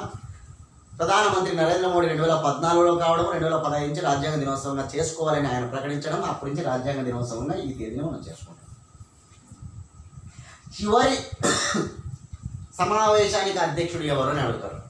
చివరి సమావేశానికి అధ్యక్షుడు బాబు రాజేంద్ర ప్రసాద్. గమనించాలి. మొట్టమొదటి సమావేశానికి అధ్యక్షుడు మళ్ళా బాబు రాజేంద్ర ప్రసాద్ కాదు, సచ్చిదానంద సిన్హా అధ్యక్షుడు మొదటి సమావేశానికి. చివరి సమావేశానికి అధ్యక్షుడు ఎవరు? బాబు రాజేంద్ర ప్రసాద్. మొదటి సమావేశంలో ప్రసంగించిన వాడు సచ్చిదానంద సిన్హా. చివరి సమావేశంలో ప్రసంగించినటువంటి వ్యక్తి, చివరి సమావేశంలో ఎవరు ప్రసంగించారు? బాబు రాజేంద్ర ప్రసాద్. ఎందుకంటే ఆయన శాశ్వత అధ్యక్షుడు. డిసెంబర్ 11వ తారీఖు నుంచి మొదలు పెడితే నవంబర్ 26 వరకు గుర్తుపెట్టుకోవాలి. నవంబర్ 26 రాజ్యాంగ పరిషత్ ఆమోదించడం, నవంబర్ 26 చివరి సమావేశం జరపడం, నవంబర్ 26 రాజ్యాంగ పరిషత్ శాశ్వత అధ్యక్షుడైనటువంటి రాజేంద్ర ప్రసాద్ అధ్యక్షత వహించడం. సంతకాలు రాజేంద్ర ప్రసాద్తో స్టార్ట్ అవుతుంది. సంతకం పెడతాడు అనమాట, దాన్ని ప్రసంగిస్తాడు. ఎంతమంది సంతకాలు పెడతారు మొత్తం అంటే 224 మంది. గుర్తుంచుకోవాలి. 299 మంది ఉన్నారు వాస్తవంగా. 299 మందిలో ఎంతమంది హాజరయ్యారు ఇక్కడ అంటే 284 మంది హాజరవుతారు. అనేక కారణాలు, ఏమో ఎక్కడికైనా వెళ్ళడం ఇట్లా జరిగింటాయి కదా, కాబట్టి వాళ్ళు హాజరు కాదు. చివరి సమావేశానికి హాజరైన వారి సంఖ్య 284. మొదటి సమావేశానికి హాజరైన వారి సంఖ్య 211. ఇది మనకు చాలా ముఖ్యంగా గుర్తుపెట్టుకోవాలి. చివరి సమావేశానికి హాజరైన వారి సంఖ్య 284 మంది. చివరి సమావేశానికి అధ్యక్షుడు డాక్టర్ బాబు రాజేంద్ర ప్రసాద్. ఇదంతా ఏ కమిటీ వల్ల వచ్చింది? ముసాయిదా కమిటీ వల్ల వచ్చింది. 1950 జనవరి 24వ తారీఖున అక్కడ ఏమేమి జరిగిందో ఒకసారి చూడాలి. రాజ్యాంగం ఆమోదించబడింది కదా, ఇంకా ఏం పని సమావేశాలతో అంటే ఇక్కడ ఒక సమావేశం జరుగుతుంది. చివరి సమావేశం 11వ సమావేశం. రాజ్యాంగం పూర్తయినప్పటికీ 11 సమావేశాలు, ఇప్పుడు 12వది కూడా వచ్చేస్తారు మళ్ళీ. 1950 జనవరి 24వ తారీఖున ఒక సమావేశం చేయడం జరుగుతుందన్నమాట. ఆ సమావేశం ఎందుకంటే కనుక ఇంకా రాజ్యాంగం అనేటువంటిది అమలు కాలేదు. అమలు కాక కంటే ముందు ఒక రోజు సమావేశం చేయాలని అనుకుంటారు. జనవరి 24న సమావేశం చేస్తారు. చేసి ఈరోజు ఏం చేస్తారంటే కనుక జాతీయ గీతమైన జనగణమన, జాతీయ గీతం ఏది మనకు జనగణమన, మన జాతీయ గీతం జనగణమన, జాతీయ గేయం వందే మాతరం గుర్తుపెట్టుకోవాలి. జాతీయ గీతమైన జనగణమనను, జాతీయ గేయమైనటువంటి వందే మాతరాన్ని రాజ్యాంగ పరిషత్తు ఆమోదిస్తుంది అన్నమాట, గుర్తుంచుకోవాలి.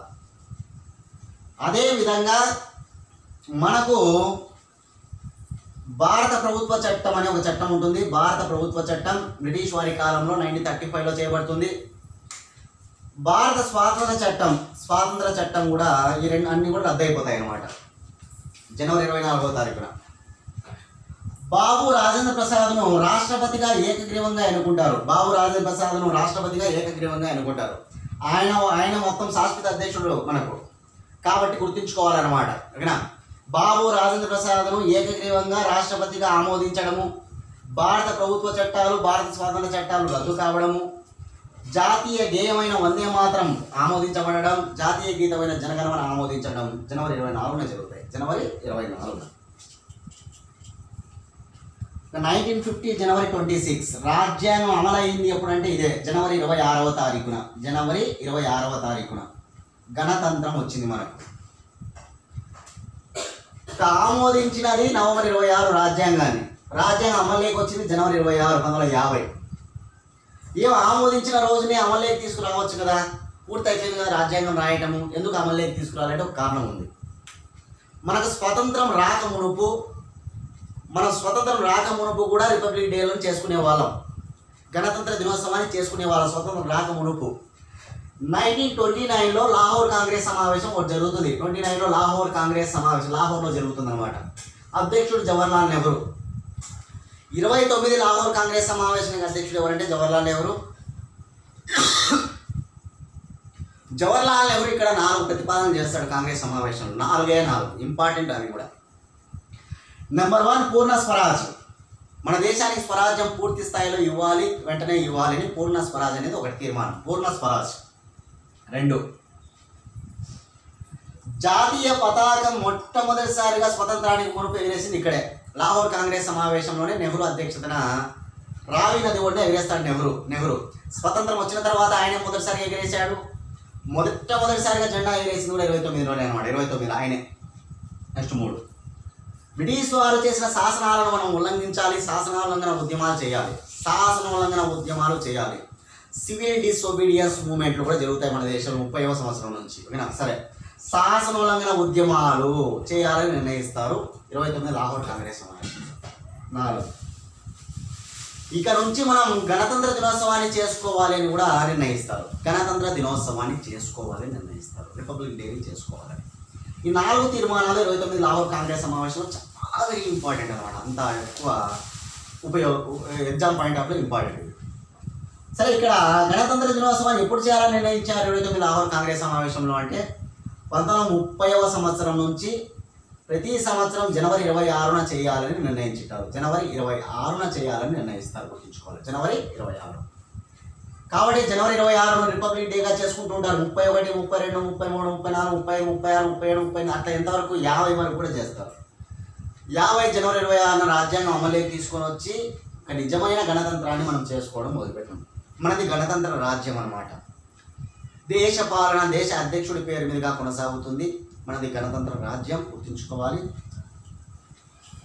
ఈ జనవరి 26వ తారీఖు నుంచి రాష్ట్రపతి ఎవరు అవుతారు? మన దేశ గణతంత్రం వచ్చింది మనకు కాబట్టి గణతంత్ర దేశానికి అధ్యక్షుడు ఎవరు అంటే బాబు రాజేంద్ర ప్రసాద్ మొట్టమొదటి అధ్యక్షుడు అవుతాడు. ఎన్నికలు జరగవు అక్కడ, ఎన్నికలు జరగకుండానే అధ్యక్షుడు అవుతాడు అనమాట. స్వతంత్రం వచ్చిన తర్వాత ఏకగ్రీవంగా ప్రధానమంత్రి అయింది నెహ్రూ. అయితే మనకు రాజ్యాంగం అమల్లోకి వచ్చిన తర్వాత ఏకగ్రీవంగా రాష్ట్రపతి అయిన వాడు ఎవరంటే, ఓకేనా, మనకు అందుకే రిపబ్లిక్ అంటే గణతంత్రం. గణతంత్రం రోజున ఎవరు ముఖ్య అతిథి?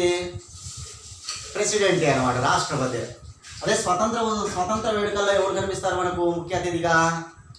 ప్రధానమంత్రి కనిపిస్తాడు. ప్రధానమంత్రి ఎవరైనా సరే ప్రధానమంత్రి కనిపిస్తారు స్వతంత్ర వేడుకల్లో. అయితే రిపబ్లిక్ వేడుకల్లో అయితే కనుక రాష్ట్రపతి అందరికి గౌరవ వందనాలన్నీ కూడా ఆయనకే చేయడం జరుగుతుంది. సరే, ఇట్లా మనకు రాజ్యాంగం డిసెంబర్ 9 నుంచి జనవరి 26 వరకు మొత్తం 11 సమావేశాలు. ఎన్ని కమిటీలు వేయబడతాయి మొత్తం అంటే 22 కమిటీలు. ఒక కమిటీ మనం ఆల్రెడీ చెప్పుకున్నాం. ఏదా కమిటీ? ముసాయిదా కమిటీ అతి ముఖ్యమైన కమిటీ కాబట్టి దాని గురించి పూర్తి వివరణ మనం ఇవ్వడం జరిగింది. అతి పెద్ద సంఘం ఏది, అతి పెద్ద కమిటీ ఏదని అడుగుతాడు. రాజ్యాంగ పరిషత్ ఏర్పాటు చేసిన 22 కమిటీలలో అతి పెద్ద కమిటీ ఏది అని అడిగితే సలహా కమిటీ, అడ్వైజర్ కమిటీ అనమాట. అడ్వైజర్ అంటే సలహా, అడ్వైజ్ కమిటీ, అడ్వైజ్ అంటే సలహా, సలహా సంఘం. ఈ సలహా సంఘానికి అధ్యక్షుడు మాత్రం వల్లభాయ్ పటేల్ గారు, గుర్తుపెట్టుకోవాలి. సలహా సంఘానికి అధ్యక్షుడు వల్లభాయ్ పటేల్, ముసాయిదా కమిటీకి అధ్యక్షుడు అంబేద్కర్. ఆ 2 కమిటీలు వెరీ ఇంపార్టెంట్ కమిటీలు అన్నమాట. ఎందుకు పెద్ద కమిటీ అంటాము అంటే ఎక్కువ మంది సభ్యులతో కూడిన కమిటీ అదే. ఎక్కువ మంది సభ్యులు 54 మంది సభ్యులతో ఉంటుందన్నమాట. 54 ఏ కమిటీలు కూడా అంతమంది ఉండరు. కాబట్టి అతి పెద్ద కమిటీ సలహా సంఘం కమిటీ, దానికి అధ్యక్షుడు వల్లభాయ్ పటేల్. రాజ్యాంగం ముఖ్యంగా తయారు కావడానికి కారణమైన కమిటీ ముసాయిదా కమిటీ కాబట్టి అది అతి ముఖ్యమైన కమిటీగా మనం చెప్తూ ఉన్నాం. రైట్, ఇది మనకు ఈ కమిటీలో. ఇంకా కమిటీల వివరాలు తెలుసుకోవాలి. 22 కమిటీలు రాసుకోండి ఒకసారి. 22 కమిటీలు, ఆ కమిటీల వివరాలు మనం ఒకసారి చూడాలి. ఓకేనా? 22 కమిటీలు. ఏ కమిటీలకు ఎవరు అధ్యక్షత వహించారని ఎగ్జామ్ అడుగుతుంటారు. పెద్ద పెద్ద ఇప్పుడు గ్రూప్ 2, గ్రూప్ 1 ఆ కేటగిరీలు అయితే ఎక్కువగా కమిటీల పైన క్వశ్చన్స్ అడుగుతూ ఉంటారు కాబట్టి గుర్తుంచుకోవాలి. చూద్దాం. ఫస్ట్ మనం నెహ్రూ పేరు రాద్దాం. మీరు కమిటీ పేరు రాసుకోండి, వ్యక్తి పేరు ఆ పక్క రాసుకోండి. నేను బోర్డు మీద కమిటీ పేరు రాయను, ఎక్కువ టైం తీసుకుంటుంది కాబట్టి ఆ ప్రాసెస్లో వెళ్ళకుండా వ్యక్తి పేరు చెప్పి వాళ్ళ కమిటీల పేర్లు చెప్తాను. ఓకేనా? కాబట్టి మీరు ముందు కమిటీ రాయండి, కమిటీ పక్కన ఎవరు అధ్యక్షుడు అనేది రాసుకోండి, బాగుంటుంది. ఓకేనా? సరే, మీరు ఏం రాసుకోవాలి? రాజ్యాంగ పరిషత్తులు కమిటీలు, రాజ్యాంగ పరిషత్తులో వేసిన కమిటీలోనే అర్థం. రాజ్యాంగ పరిషత్ అని రాసి కమిటీలు. మొత్తం ఎన్ని కమిటీలు వేయబడ్డాయంట? 22 కమిటీలు వేయబడ్డాయి. అందులో అతి ముఖ్యమైన కమిటీ ముసాయిదా కమిటీ, దాన్ని పూర్తి వల్ల మనం నేర్చుకున్నాం. అతిపెద్ద కమిటీ సలహా కమిటీ. అవి ఉంచితే నెహ్రూ ఏ కమిటీలకు రాసేయండి. నెహ్రూ గురించి కేంద్ర అధికారాల కమిటీ, ఒక కమిటీ ఏదంటే కేంద్ర అధికారాల కమిటీ, అధికారాల కమిటీ. మరొక కమిటీ కేంద్ర రాజ్యాంగ కమిటీ, రాష్ట్ర అధికారాల కమిటీ కూడా ఆయన అధ్యక్షుడు. 3 కమిటీలు వస్తాయి నెహ్రూ అంటే. కేంద్ర అధికారాలు, యూనియన్ పవర్ కమిటీ అనమాట. ఓకేనా? ఎవరు అధ్యక్షుడు? నెహ్రూ. కేంద్ర రాజ్యాంగ కమిటీ, యూనియన్ కాన్స్టిట్యూషనల్ కమిటీ, ఇంగ్లీష్లో యూనియన్ కాన్స్టిట్యూషన్ అంటే రాజ్యాంగం, కేంద్ర యూనియన్. నెక్స్ట్ రాష్ట్రాల అధికారాల కమిటీ, రాష్ట్రం, స్టేట్ పవర్స్ కమిటీ, అధికారం అంటే పవర్. గుర్తుంచుకోవాలి, పెద్ద సమస్య కాదు. నెహ్రూ గొప్ప పర్సన్ నెహ్రూ అనమాట. లక్ష్యాల ఆశయాల తీర్మానం కూడా ఆయనే కదా ప్రవేశపెట్టింది. ప్రధానమంత్రి కూడా ఆయనే అవుతాడు. ప్రధానమంత్రి ఎక్కడ ఉంటాడు? కేంద్రంలో ఉంటాడు. ఇప్పుడు కేంద్రం అంటే ఏంటి? ఢిల్లీలో కేంద్ర ప్రభుత్వం అనేటువంటిది మనకు ఉందన్నమాట. అట్లా కేంద్రము అంటే ప్రధానమంత్రి మెయిన్, రాష్ట్రం అంటే ముఖ్యమంత్రి అనమాట. సరే, కేంద్ర అధికారము, ఆ అధికారాలు ఎవరి చేతిలో ఉంటాయి? ప్రధానమంత్రి చేతిలో ఉంటాయి. కాబట్టి కేంద్రంలో ఆయన ఉంటాడు కాబట్టి కేంద్ర అధికారాలను గుర్తుంచుకోండి. అధికారాలు ఆయన చేతిలో ఉంటే రాజ్యాంగం కూడా ఆయన చేతిలో ఉంటుంది. ఇప్పుడు పార్లమెంట్లో ప్రవేశపెట్టి బిల్లులన్నీ కూడా ఆయనే రాజ్యాంగ రీత్యా మొత్తం అంతా కూడా బిల్లులు పాస్ చేస్తూ ఉంటారు వాళ్ళ నేపథ్యంలో. కాబట్టి కేంద్ర అధికారాల కమిటీ ఆయనే, కేంద్ర రాజ్యాంగ కమిటీ ఆయనే. రాష్ట్రాలకు కూడా వెళ్ళిపోండి, రాష్ట్రాల అధికారాల కమిటీ. అంతే కదా, అధికారాలు ముఖ్యమంత్రి అయితే అయినా సరే కొన్ని రాష్ట్రాల ముఖ్యమంత్రులు ప్రధానమంత్రి అంటే చెప్తే అట్లా వింటూ ఉంటారు అన్నమాట, చేతులు కట్టుకొని. అంటే కేంద్రం ఇస్తారు, కేంద్రంలో ఎవరైతే ఉంటారో వాళ్ళ మాటలు వింటూ ఉంటారు అన్నమాట. కాబట్టి ఇక్కడ మనం గుర్తుపెట్టుకోవాలి అట్లా, అంతే. ఓకేనా? కేంద్ర అధికారాల కమిటీ, కేంద్ర రాజ్యాంగ కమిటీ, రాష్ట్ర అధికారాల కమిటీ. ఎవరు? జవహర్లాల్ నెహ్రూ. 3 కమిటీలు ఇక్కడ వచ్చేసాయి. నెక్స్ట్ తర్వాత రాష్ట్రపతి ఎవరయ్యారు? రాజేంద్ర ప్రసాద్. అతను కూడా రాజ్యాంగ పరిస్థితిలో అనేక కమిటీలకు అధ్యక్షుడు అనమాట. రాజేంద్ర ప్రసాద్ అంటే ఏమేమి ఉన్నాయో చూద్దాం. రాజేంద్ర ప్రసాద్ అనగానే ఆయన రాష్ట్రపతి.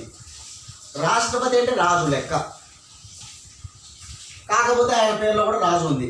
రాజేంద్ర ప్రసాద్లో రాజు ఉంది కాబట్టి ఆయన అట్లా గుర్తుపెట్టుకొని ఏమేమి ఉన్నాయో చూద్దాం.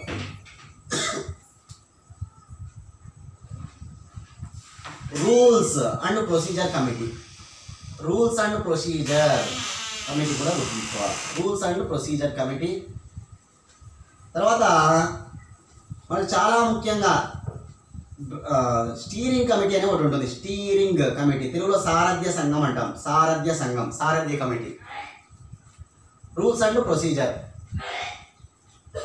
జాతీయ పతాక తాత్కాలిక కమిటీ, జాతీయ పతాకం నేషనల్ ఫ్లాగ్ అనమాట. నేషనల్ ఫ్లాగ్ అడిగ కమిటీ అంటాం అనమాట. జాతీయ పతాక కమిటీ కూడా ఉంటుంది. Next finance and staff, finance and staff committee. ఈ 4 కమిటీలు రాజేంద్ర ప్రసాద్ రాసుకోవాలి. రూల్స్ అండ్ ప్రొసీజర్, నియమ నిబంధనలు, రాజ్యాంగ పరిస్థితుల్లో నియమాలు నిబంధనలు ఉంటాయి కదా, వాటికి సంబంధించినటువంటి కమిటీ ఒకటి ఏర్పాటు చేసి ఆయన పెట్టినారు. నియమ నిబంధనలు. స్టీరింగ్ కమిటీ, స్టీరింగ్ అంటే సారథ్యము, సారథ్య కమిటీ. జాతీయ పతాకము, national flag committee. Finance and staff అనమాట. ఫైనాన్స్ అంటే ఆర్థికం, స్టాఫ్. ఫైనాన్స్ అంటే స్టాఫ్ గుర్తుంచుకోవాలి. ఆర్థికంగా స్టాఫ్ ఉంటుంది, ఆ స్టాఫ్ కమిటీ అనేది ఎలా గుర్తుపెట్టుకోవచ్చు? రాజేంద్ర ప్రసాద్ గురించి వచ్చినప్పుడు అక్కడ కమిటీలకు ఎలా గుర్తుపెట్టుకోవచ్చు? మీకు 4 కమిటీలు ఒక పక్క పడేస్తారు. రాజ్యాంగ పరిషత్ కమిటీలు 4 పేర్లను ఒక పక్క పడేస్తారు. అప్పుడు చూస్తానే మనం జతపరచమంటాడు అనమాట. వాటిని జతపరచగలగాలి. అదే కింది వాళ్ళ సరికానిదని ఒక 4 పేర్లు, 4 కమిటీలు ఇచ్చి 4 పేర్లు ఇస్తాడు. అందులో సరికాని వ్యక్తిని మనం గుర్తించాలా. సరైన వ్యక్తి అడిగితే సరైన వ్యక్తిని గుర్తించాలా. లేదా డైరెక్ట్గా ఒక కమిటీకి అధ్యక్షుడు ఎవరిని అడగచ్చు, సింగిల్ బిట్గా. ఏదైనా కూడా గుర్తుపెట్టుకోగలగాల. ఇంపార్టెంట్ అనమాట రాజ్యాంగ పరిస్థితుల్లో ఉన్న కమిటీలు. సరే, మనం చూస్తే సారథ్యం, రాజు కాబట్టి ఒక రాజ్యాన్ని ఏలాలంటే అతనే సారథ్యం వహించాలా, స్టీరింగ్ నడపాలా. స్టీరింగ్ కమిటీ, సారథ్యం ఆయనే. రాజు ఆధీనంలోనే ఉంటుంది రాజ్యం అంతా కూడా, స్టీరింగ్ ఆయనే అనమాట. కాబట్టి అట్లా గుర్తుంచుకోండి, స్టీరింగ్ కమిటీ. అదేవిధంగా ఆ రాజ్యంలో నియమాలు నిబంధనలు కూడా ఎవరు పెట్టాలో? రాజే పెట్టాలి. నియమ నిబంధనలు, రూల్స్ అండ్ ప్రొసీజర్ అనమాట. Rules and procedure. ఆ రాజ్యాన్ని స్టీరింగ్తో నడపాల్సింది ఆయనే. ఆ రాజ్యంలో స్టీరింగ్ నడపడంతో పాటు నియమాలు నిబంధనలు ఆయనకి పెట్టాలా. అదేవిధంగా ఆ రాజ్యంలో జెండా అనేటువంటిది ఖచ్చితంగా ఎగిరేయాలా. రాజ్యంలో రాజు జెండా ఎగిరేసి తీరాలన్నమాట. ఏదైనా రాజ్యంపైకి మనం దండెత్తాం, అక్కడ కూడా వాళ్ళని కొల్లబెట్టి అక్కడ కూడా వాళ్ళ జెండాను ఎగిరేస్తూ ఉంటారు. జాతీయ పతాక కమిటీ. ఏది చేయాలన్నా ఫైనాన్స్ కావాలా, ఫైనాన్స్ స్టాఫ్ కావాలా. కాబట్టి ఫైనాన్స్ అండ్ స్టాఫ్. కాబట్టి 4 రాజేంద్ర ప్రసాద్ గుర్తుంచుకోవాలి. 3 వచ్చేసి నెహ్రూ వెళ్ళిపోయినారు. 4 వచ్చేసి రాజేంద్ర ప్రసాద్ కమిటీలు. ఓకేనా? రైట్. చెప్పండి, రాజేంద్ర ప్రసాద్ అంటే బాగా గుర్తుపెట్టుకోవాల్సింది ఏంటి? రాజు గుర్తుంచుకోవాలి. రాజేంద్ర ప్రసాద్ రాజు ఉన్నాడు. సారథ్య సంఘము, దీన్ని స్టీరింగ్ కమిటీ అంటాం. అదేవిధంగా రాజ్యంలో నియమాలు నిబంధనలు, నియమ నిబంధనలు అన్నమాట. Rules and procedure. Rules and ప్రొసీజరే కాకుండా జాతీయ పతాకాన్ని ఎగరేయాలా, ఏది చేయాలన్నా డబ్బు ఉండాలా. కాబట్టి ఫైనాన్స్ అండ్ స్టాఫ్ కమిషన్ ఉన్నారు. సరే, మొత్తం 7 కమిటీలు అయిపోయినాయి మీకు. 4 ఇక్కడ, 3 ఇక్కడ, 7. నెక్స్ట్ వల్లభాయ్ పటేల్. వీళ్ళందరూ మినిస్టర్ పదవులే. తాత్కాలిక ప్రభుత్వంలో మినిస్టర్ల పదవులను అవలంబించిన వాళ్ళు. స్వతంత్రం వచ్చిన తర్వాత కూడా మినిస్టర్ పదవులు అవలంబించిన వారు. వల్లభాయ్ పటేల్ అంటే గొప్ప కమిటీ. కమిటీలలో అతిపెద్ద కమిటీ సలహా కమిటీ అని చెప్పి, అడ్వైజర్ కమిటీ. సలహా అంటే అడ్వైజ్ కమిటీ అనమాట. దానికి అధ్యక్షుడు వల్లభాయ్ పటేలే, సలహా కమిటీ. ఇంకా వల్లభాయ్ పటేల్ తర్వాత ఇంకొకటి దానికి వల్లభాయ్ పటేల్ ఉంటాడు. అదేంటంటే కనుక రాష్ట్ర రాజ్యాంగాల కమిటీ. చూడండి, రాష్ట్ర అధికారాల కమిటీకి నెహ్రూకి వెళ్ళిపోయింది. రాష్ట్ర అధికారాలు, రాష్ట్ర రాజ్యాంగ కమిటీ మాత్రం వల్లభాయ్ పటేల్. ఇక్కడ కేంద్ర అధికారాలు, కేంద్ర రాజ్యాంగం నెహ్రూ, రాష్ట్ర అధికారాలు నెహ్రూ, రాష్ట్ర రాజ్యాంగం మాత్రం వల్లభాయ్ పటేల్ అనమాట. వల్లభాయ్ పటేల్ 2 వచ్చినాయి. సలహా కమిటీ వచ్చింది, అదేవిధంగా సలహా కమిటీ ఒకటి, రాష్ట్ర రాజ్యాంగ కమిటీ. సలహా కమిటీలో మనకు కొన్ని ఉంటాయి. సలహా కమిటీలో ప్రాథమిక హక్కుల కమిటీకి చైర్మన్ ఎవరు అంటాడు? మళ్ళీ అంటే సలహా కమిటీలోనే అవి ఉంటాయి. ప్రాథమిక హక్కులు, మైనారిటీలు, గిరిజనులు గుర్తుపెట్టుకోవాలి. ఒకవేళ ప్రాథమిక హక్కుల కమిటీకి చైర్మన్ ఎవరని డైరెక్ట్ అడుగుతారు, వల్లభాయ్ పటేల్. మైనారిటీలకు చైర్మన్ ఎవరని అడుగుతాడు, అధ్యక్షుడు ఎవరు అడిగితే వల్లభాయ్ పటేల్. గిరిజనులకు ఎవరంటే కనుక వల్లభాయ్ పటేల్. అది సలహా సంఘంలోనే ఉంటాయి అన్నమాట. రైట్. మెయిన్ కమిటీలు మనకు దాదాపు ఇప్పటికే 2, 1, 4, 6, 1, 3, 9 వచ్చినాయి. నెక్స్ట్ అంబేద్కర్, బిఆర్ అంబేద్కర్ అనగానే ముసాయిదా కమిటీ. బిఆర్ అంబేద్కర్ ముసాయిదా కమిటీ, ఆల్రెడీ ముసాయిదా కమిటీ మీరు రాసుకున్నారు, డైరెక్ట్ గుర్తుంటాడు, ఏం పెద్ద ప్రాబ్లంలా. ముసాయిదా కమిటీని మనం ఇంగ్లీష్లో అయితే డ్రాఫ్టింగ్ కమిటీ అంటాం. రాజ్యాంగ రచనా కమిటీ అదే, ఓకేనా? అది బిఆర్ అంబేద్కర్. నెక్స్ట్ పట్టాభి సీతారామయ్య, భోగరాజు పట్టాభి సీతారామయ్య అనమాట. ఇతను 2 కమిటీలకు, 2 కమిటీలు ఉంటాయి. 2 కమిటీలు రాసేయండి. నేను చెప్తున్నది అంటే కమిటీ పేరు రాసి పక్కన వ్యక్తి పేరు రాస్తే బాగుంటుందని చెప్తున్నా, తర్వాత మీ ఇష్టం. ఓకేనా. Pattabhi Sitaramayya. Chief commissionerate province, already మనం గత క్లాస్లో కూడా చీఫ్ కమిషనరేట్ అంటే కేంద్రపాలిత ప్రాంతాలు. ఇప్పుడైతే ఆ చీఫ్ కమిషనరేట్ ప్రాంతాలకు అధ్యక్షుడు అనమాట, ఆ కమిటీకి అధ్యక్షుడు. చీఫ్ కమిషనరేట్ ప్రాంతాలకు ఆ కమిటీకి అధ్యక్షుడు అనమాట ఎవరు, పట్టాభి సీతారామయ్య. అదేవిధంగా మరొక కమిటీ హౌస్ కమిటీ. హౌస్ అంటే ఇల్లు, ఓకేనా. హౌస్ కమిటీ మొత్తం హౌస్కి సంబంధించి కమిటీ అనమాట ఆయన. రైట్. ఎలా గుర్తుపెట్టుకోవచ్చు, కేంద్రపాలిత ప్రాంతాలు అంటే చీఫ్ కమిషనరేట్ ప్రాంతాలు. కేంద్రపాలిత ప్రాంతాల్లో హౌస్ అంటే ఇల్లు. ఆ కేంద్రపాలిత ప్రాంతాల్లో ఇల్లు ఉన్నాయి కదా, ఆ ఇళ్లకు పట్టాలు ఇవ్వాలంటే చాలా కష్టం అన్నమాట. కేంద్రపాలిత ప్రాంతాల్లో ఇళ్లకు పట్టాలు ఇవ్వాలంటే ప్రభుత్వానికి చాలా కష్టం. కాబట్టి పట్టాభి సీతారామయ్య. కేంద్రపాలిత ప్రాంతాలు అంటే చీఫ్ కమిషనరేట్ ప్రాంతాలు, పట్టా అంటే ఇళ్ళ పట్టా, ఓకేనా. హౌస్ అంటే ఇల్లే కదా, కాబట్టి హౌస్ కమిటీ, అది పట్టాభి సీతారామయ్య. నెక్స్ట్ మరి మరొక పర్సన్ అల్లాడి కృష్ణస్వామి అయ్యర్. అల్లాడి కృష్ణస్వామి అయ్యర్, ఇతను కూడా మన డ్రాఫ్టింగ్ కమిటీలో మెంబరే. అతనికి ప్రత్యేకంగా 2 కమిటీలకు ఉంటాడు అనమాట. అల్లాడి కృష్ణస్వామి అయ్యర్ గుర్తుపెట్టుకోవాలి, ఓకేనా. ఈ అల్లాడి కృష్ణస్వామి అయ్యర్ ఏ కమిటీలకు ఉంటాడు అంటే కనుక, అల్లాడి కృష్ణస్వామి అయ్యర్ మనకు క్రెడెన్షియల్ కమిటీ అని ఒకటి ఉంటుంది. క్రెడెన్షియల్ కమిటీ, ఆ కమిటీకి ఆయనే అధ్యక్షుడు, గుర్తుంచుకోవాలి. క్రెడెన్షియల్ కమిటీకి అధ్యక్షుడు ఎవరు అంటే ఆయనే. రాజ్యాంగ ముసాయిదా పరిరక్షణ కమిటీ, రాజ్యాంగ ముసాయిదా ఉంది కదా, ముసాయిదా కమిటీ, దాన్ని పరిరక్షించడానికి ఆయన వేసినారు. రాజ్యాంగ ముసాయిదా కమిటీకి అధ్యక్షుడు ఎవరు, అంబేద్కర్.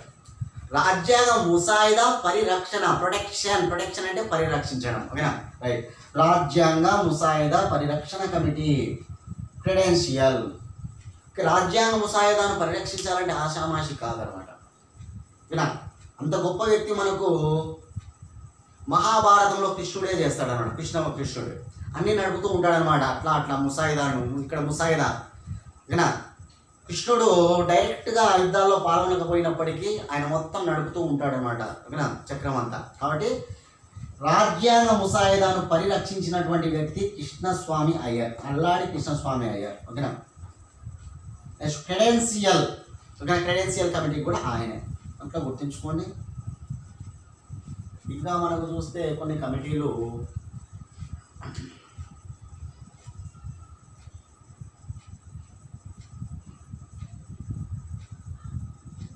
సభా వ్యవహారాల కమిటీ. ఆ సభకు సంబంధించిన వ్యవహారాలు చూడడం కోసం ఒకరు కేఎం మున్సి సభా వ్యవహారాల కమిటీ, గుర్తుంచుకోవాలి. సభా వ్యవహారాల కమిటీ. నెక్స్ట్ భాషా ప్రావిన్స్, లాంగ్వేజ్ అనమాట. భాషా ప్రావిన్స్లకు సంబంధించి ఒక కమిటీ ఉంటుంది. భాషా ప్రావిన్స్లపై, ప్రావిన్స్ అంటే రాష్ట్రం, భాషా ప్రతిపాదికన రాష్ట్రాలు ఏర్పడతాయి మనకు ఎన్నో, కాబట్టి భాషా ప్రావిన్స్లపై కమిటీ ఎవరైనా ఎస్కే తార్. భాషా ప్రావిన్స్లపై కమిటీకి చైర్మన్ ఎవరంటే, అధ్యక్షుడు ఎవరంటే ఎస్కే తార్.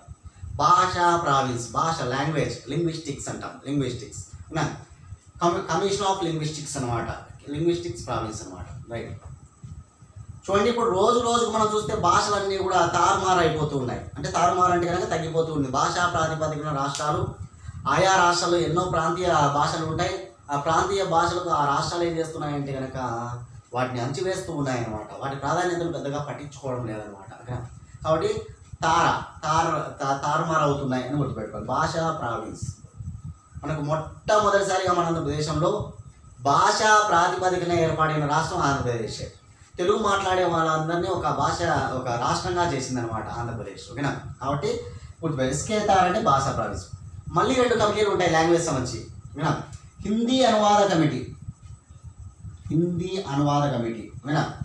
ఎవరి హిందీ అనువాద కమిటీ అంటే ప్రతాప్ సిన్హా. హిందీ అనువాద కమిటీకి అధ్యక్షుడు ప్రతాప్ సిన్హా, గుర్తుంచుకోవాలి, ప్రతాప్ సిన్హా పేరు. కాబట్టి ఇక్కడ ఎట్లా గుర్తించుకోవాలి, హిందీ అనువాద కమిటీ వస్తూనే మనకు గుర్తుకు రాలేదనుకోండి, ఎట్లా గుర్తించుకోవచ్చు మనం అంటే, ఇప్పుడు నేను తెలుగు మాట్లాడుతున్నా, హిందీలో కూడా నా ప్రతాపాన్ని నేను చూపించాలనుకుంటాను. ఎందుకంటే మన జాతీయ భాష, రాష్ట్ర భాష తెలుగును అనర్గళంగా మనం మాట్లాడగలం. ఎవరైనా వాళ్ళ రాష్ట్ర భాషను అనర్గళంగా మాట్లాడచ్చు అనమాట. కానీ హిందీలో కూడా మన ప్రతాపం నిరూపించుకోవాలి. హిందీ ఎందుకు ప్రతాపం నిరూపించుకోవాలా మనము? మన జాతీయ భాష హిందీ కాబట్టి హిందీలో ప్రతాపం నిరూపించుకోవాలా. ప్రతాప్ సింహ గుర్తుపెట్టుకోవాలి. నెక్స్ట్ ఉర్దూ అనువాద కమిటీ, ఉర్దూ ట్రాన్స్లేషన్, అనువాదం అంటే ట్రాన్స్లేషన్. ఉర్దూ అనువాద కమిటీ ఎవరంటే కనుక నిజాం ఖాన్. నిజాం ఖాన్ ఉర్దూ అనువాద కమిటీకి ఎవరంటే కనుక నిజాం ఖాన్. ఉర్దూ అనగానే ముస్లింలే. ఇక్కడ ముస్లింల పరంగా ఇతను బాగా కనిపిస్తున్నాడు. మీకు చూస్తే నిజాం ఖాన్ బాగా కనిపిస్తున్నాడు. ముస్లింల పరంగా నిజాం ఖాన్. నిజాంలు అందరూ కూడా ముస్లింలే. ముస్లింలు బాగా అనర్గళంగా ఉర్దూ మాట్లాడతారు. నిజాం ఖాన్ అని గుర్తుంచుకోండి. Right. Next Surendra Sinha press gallery. Press gallery commission. Press gallery, press అన్నమాట, ప్రెస్. ఒక ప్రెస్ గ్యాలరీ కమిషన్ ఎవరంటే కనుక Surendra Sinha. Press Surendra Sinha. Press Surendra Sinha. Press gallery committee ఒకటి ఉంటుంది, అది కూడా సురేంద్ర సింహ. నెక్స్ట్ ఆర్థిక శాఖ. ఆర్థిక శాఖ నిపుణుల కమిటీ. ఆర్థిక శాఖపై నిపుణుల కమిటీ వేస్తారంట. ఈ ఆర్థిక శాఖపై నిపుణుల కమిటీకి చైర్మన్ ఎవరంటే నళిని రంజన్ సర్కార్. నళిని రంజన్ సర్కార్. నళిని రంజన్ సర్కార్. ఆర్థిక శాఖ. ఓకేనా. ఫైనాన్స్ అండ్ స్టాఫ్ వేరు. ఫైనాన్స్ అండ్ స్టాఫ్ అంటే బాబు రాజేంద్ర సార్. ఇక్కడ ఆర్థిక శాఖ ఆ నిపుణుల కమిటీ ఎవరంటే నళిని రంజన్ సర్కార్ అనమాట. ఓకేనా. నళిని రంజన్ సర్కార్. నెక్స్ట్ వరదాచారి అయ్యర్ అనేటువంటి పర్సన్, చాలా ఇంపార్టెంట్ ఇది. వరదాచారి అయ్యర్ దేనిపైన వేశారు వరదాచారి అయ్యర్ అంటే కనుక జాతీయ సుప్రీంకోర్టుపై తాత్కాలిక కమిటీకి ఆయన అధ్యక్షుడు. సుప్రీంకోర్టు ఎలా గుర్తుపెట్టుకో? సుప్రీంకోర్టుపై తాత్కాలిక కమిటీకి అధ్యక్షుడు ఎవరు? రాజ్యాంగ పరిషత్తులు. అంటే ఎలా గుర్తుపెట్టుకోవచ్చు, ఎలా ఆన్సర్ చేయొచ్చు మనం ఆ వ్యక్తిని అంటే, ఇప్పుడు సుప్రీంకోర్టులో మనం చూస్తే రోజు రోజుకు కేసులన్నీ కూడా వరదల్లాగా ఎక్కువైపోతూ ఉన్నాయి. వరదలు లాగా ముంచెత్తుతూ ఉన్నట్టే కేసుల సంఖ్య విపరీతంగా రోజు రోజుకు మన దేశంలో సుప్రీంకోర్టులో బాగా పెరిగిపోతుంది. వరదలు కాబట్టి వరదాచారి అయ్యర్. సుప్రీంకోర్టు అంటే వరద గుర్తుకు వస్తే వరదాచారి అయ్యర్ అనమాట. వరదాచారి అయ్యర్. ఇట్లా మనం మొత్తం 22 కమిటీలు ఉంటాయి. మీకు పుస్తకాల్లో కూడా కొన్ని కమిటీలే రాసింటారు. ఏ పుస్తకాలైనా నేను మొత్తం కమిటీలు మీకు పూర్తి స్థాయిలో అందించడం జరిగింది, గుర్తుంచుకోవాలి. నెహ్రూ అంటే ఒక 3, 3, 4, 7, 7, 2, 9, 9, 10, 10, 1, 2, 12, 12, 1, 2, 14, 14, 15, 16, 17, 18, 19, 20, 21. ఒక కమిటీ ఉంది. ఓకే, మనం చూద్దాం. ఆ కమిటీ ఏదైనా గుర్తు వచ్చినప్పుడు చెప్తా. మొత్తం 22 కమిటీలు ఉంటాయి. ఇక్కడ గుర్తుంచుకోవాల్సిన మరొక విషయం ఉంది. సలహా సంఘం ఉంది కదా. సలహా సంఘంలో ప్రాథమిక హక్కులు అని ఉంది. ప్రాథమిక హక్కుల కమిటీ చైర్మన్ ఎవరంటే వల్లభాయ్ పటేల్. ప్రాథమిక హక్కుల కమిటీకి చైర్మన్ ఎవరు అని అడిగితే మాత్రం వల్లభాయ్ పటేల్ చెప్పాలి. ఓకేనా. రైట్. అదే మైనారిటీ వర్గాల కమిటీకి చైర్మన్ అడిగినా వల్లభాయ్ పటేలే చెప్పాలి.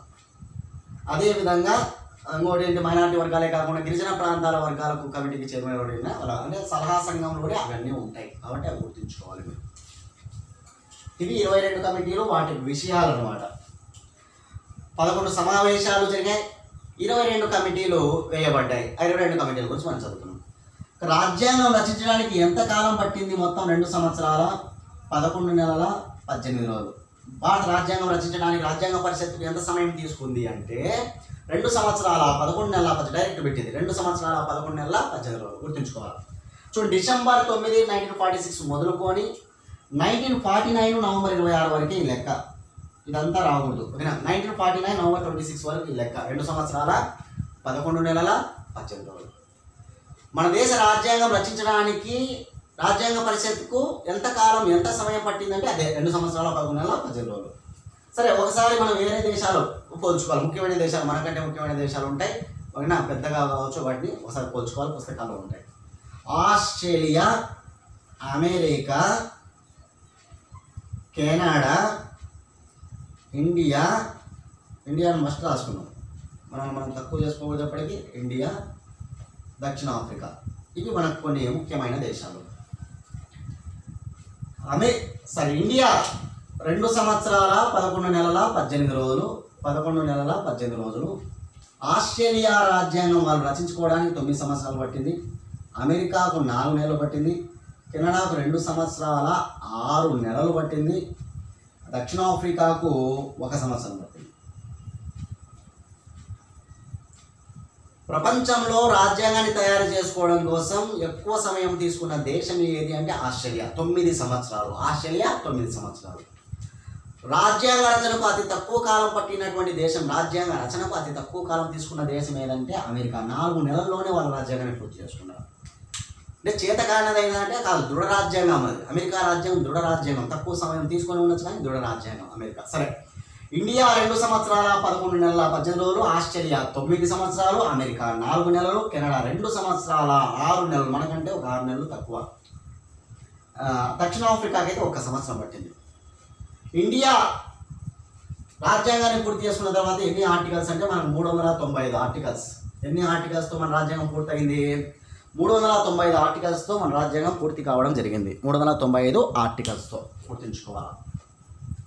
2 సంవత్సరాల 11 నెలల 18 రోజులు పడితే మనం మొత్తంగా తీసుకున్నప్పుడు ఎన్ని ఆర్టికల్స్? ఆర్టికల్ అన్నా, నిబంధన అన్నా, ప్రకరణ అన్నా ఒకటే. గమనించాలి అభ్యర్థులు. కానీ ఒక్కొక్క పుస్తకంలో చూసినప్పుడు మనకు ఆర్టికల్ అనిపిస్తుంది. ఆర్టికల్ వేరు కాదు, ప్రకరణ వేరు కాదు, నిబంధన వేరు కాదు, 3 ఒకటే. ఓకేనా? రైట్. 395 ఆర్టికల్స్తో మన రాజ్యాంగం పూర్తయింది.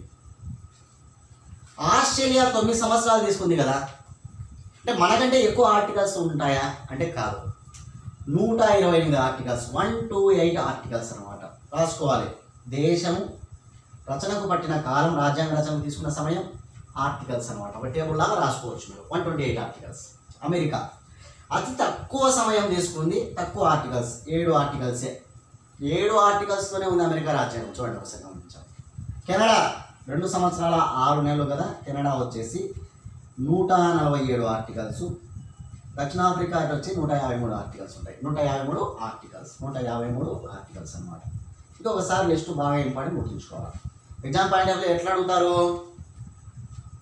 అతి ఎక్కువ సమయం తీసుకున్న రాజ్యాంగం ఏదంటే ఆస్ట్రేలియా, తక్కువ సమయం ఏదంటే అమెరికా. మనకి ఎంత అంటే 2 సంవత్సరాల 11 నెలల 18 రోజులు. అతి సుదీర్ఘమైన రాజ్యాంగం గల దేశం ఏది అంటాడు. సుదీర్ఘమైన రాజ్యాంగం గల దేశం ఏది, అతి పెద్ద రాజ్యాంగం గల దేశం ఏది అంటాడు. అప్పుడు ఏం చెప్పాలి ఆన్సరు? ఆస్ట్రేలియా అని చెప్పకూడదు. ఎక్కువ కాలం తీసుకున్నటువంటిది కాదు, ఎక్కువ ఆర్టికల్స్ పొందుపరచబడింది కాబట్టి మనదే అతిపెద్ద రాజ్యాంగం అన్నమాట ప్రపంచంలో. అతిపెద్ద రాజ్యాంగం కలిగినటువంటి దేశము ఇదే. అతి పురాతనమైన ప్రజాస్వామ్యం కలిగినటువంటి దేశం బ్రిటన్.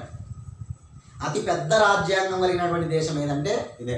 ఎందుకంటే 395 ఆర్టికల్స్తో మన రాజ్యాంగం పూర్తయింది కదా. ఆ పుస్తకంలో రాజ్యాంగంలో ఎన్ని ఉన్నాయి ఆర్టికల్స్? 395 ఆర్టికల్స్ ఉన్నాయి.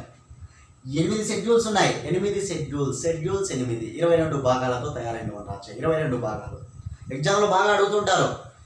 మౌఖిక రాజ్యాంగం లేదా మూల రాజ్యాంగం అంటాం మనం. రాజ్యాంగం మొట్టమొదటి తయారైనప్పుడు దాన్ని మూల రాజ్యాంగం అంటాం. తర్వాత అవి వేరుగా అంటే ఆర్టికల్స్ పెరుగుతూ ఉన్నాయి, షెడ్యూల్స్ పెరుగుతూ ఉన్నాయి, భాగాలు పెరుగుతూ ఉన్నాయి. కాబట్టి మూల రాజ్యాంగాన్ని అడుగుతారు ఎగ్జామ్లో. మూల రాజ్యాంగంలో ఆర్టికల్స్ సంఖ్య ఎంత? 395. మూల రాజ్యాంగంలో షెడ్యూళ్ళ సంఖ్య ఎంత? షెడ్యూళ్ళ సంఖ్య 8.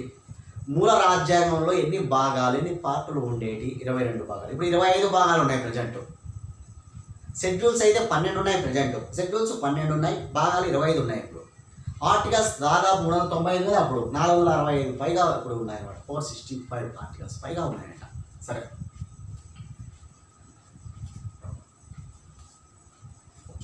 ఈ టేబుల్ మీరు తెలుసుకోవాలి.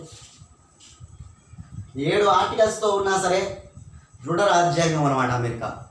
దృఢ రాజ్యాంగానికి ఉదాహరణ ఏది అంటాడు అనమాట. దృఢ రాజ్యాంగం అంటే అమెరికా రాజ్యాంగమే. అదృఢ రాజ్యాంగానికి ఉదాహరణ బ్రిటన్ అనమాట. అదృఢ రాజ్యాంగం, దృఢం కాదు అదృఢం.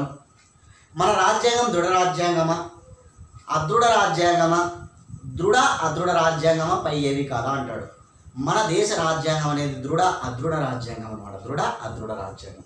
అదృఢ రాజ్యానికి క్రింది వాటిలో ఏ దేశం ఉదాహరణగా ఉదహరించవచ్చు? బ్రిటన్. దృఢ రాజ్యాంగంగా ఏది? అమెరికా.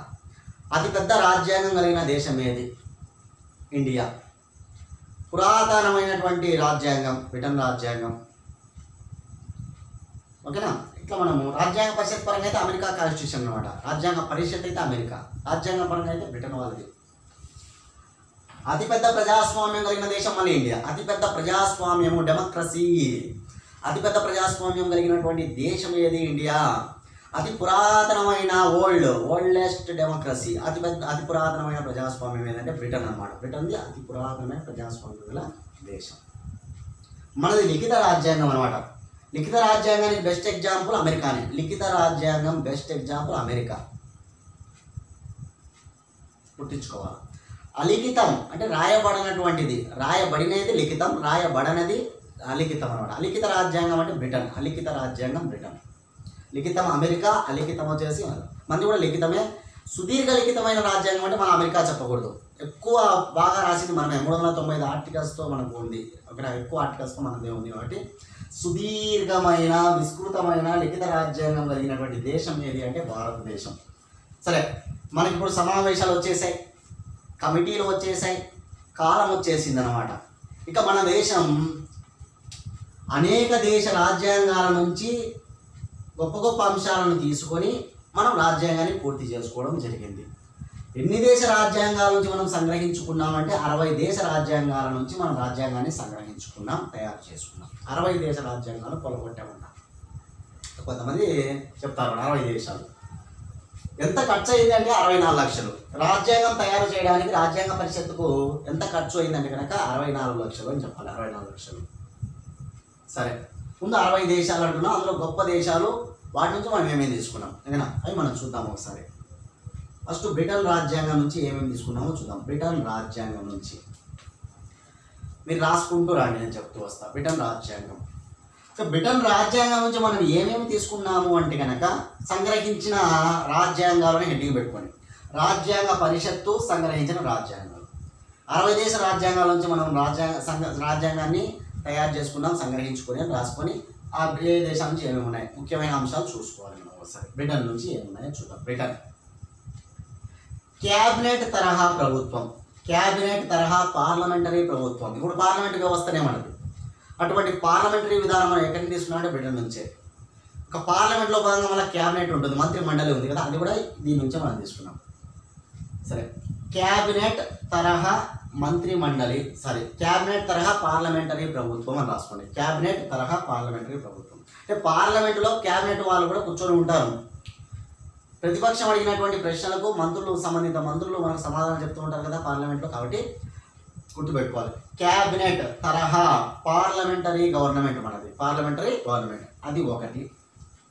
నెక్స్ట్ బిల్లుల ఆమోదం. ఇప్పుడు పార్లమెంటులో సభలలో మనం బిల్లులు ఆమోదిస్తున్నారు కదా, అటువంటి బిల్లుల ఆమోదం అంతా కూడా ఎక్కడి నుంచి మనం సంగ్రహించాము ఆ అంశాన్ని అంటే బిల్లుల ఆమోదం అనే అంశాన్ని బ్రిటన్ నుంచే. పార్లమెంటరీ తరహా క్యాబినెట్ ప్రభుత్వము లేదా క్యాబినెట్ తరహా పార్లమెంటరీ ప్రభుత్వము, బిల్లుల ఆమోదము బ్రిటన్ రాజ్యాంగం నుంచి. అదేవిధంగా నామమాత్రపు దేశాధినేత. ఇప్పుడు రాష్ట్రపతి ఉన్నాడు మనకు, అతను దేశాధినేతనే. అతను చూడ్డానికి అతనికి ప్రభుత్వ అధికారాలు ఉంటాయా అంటే ఉండవు, నామమాత్రపు అధికారాలు ఉంటాయి. అక్కడ అధిపతి ఎవరు?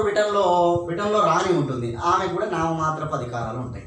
బ్రిటన్ ప్రధానమంత్రి ప్రభుత్వ అధికారాలు ఉంటాయి అక్కడ బ్రిటన్లో, నామమాత్రపు అధికారాలు రానివి అనమాట. కాబట్టి నామమాత్రపు దేశాధినేత అనే అంశం బ్రిటన్ నుంచి తీసుకున్నాం.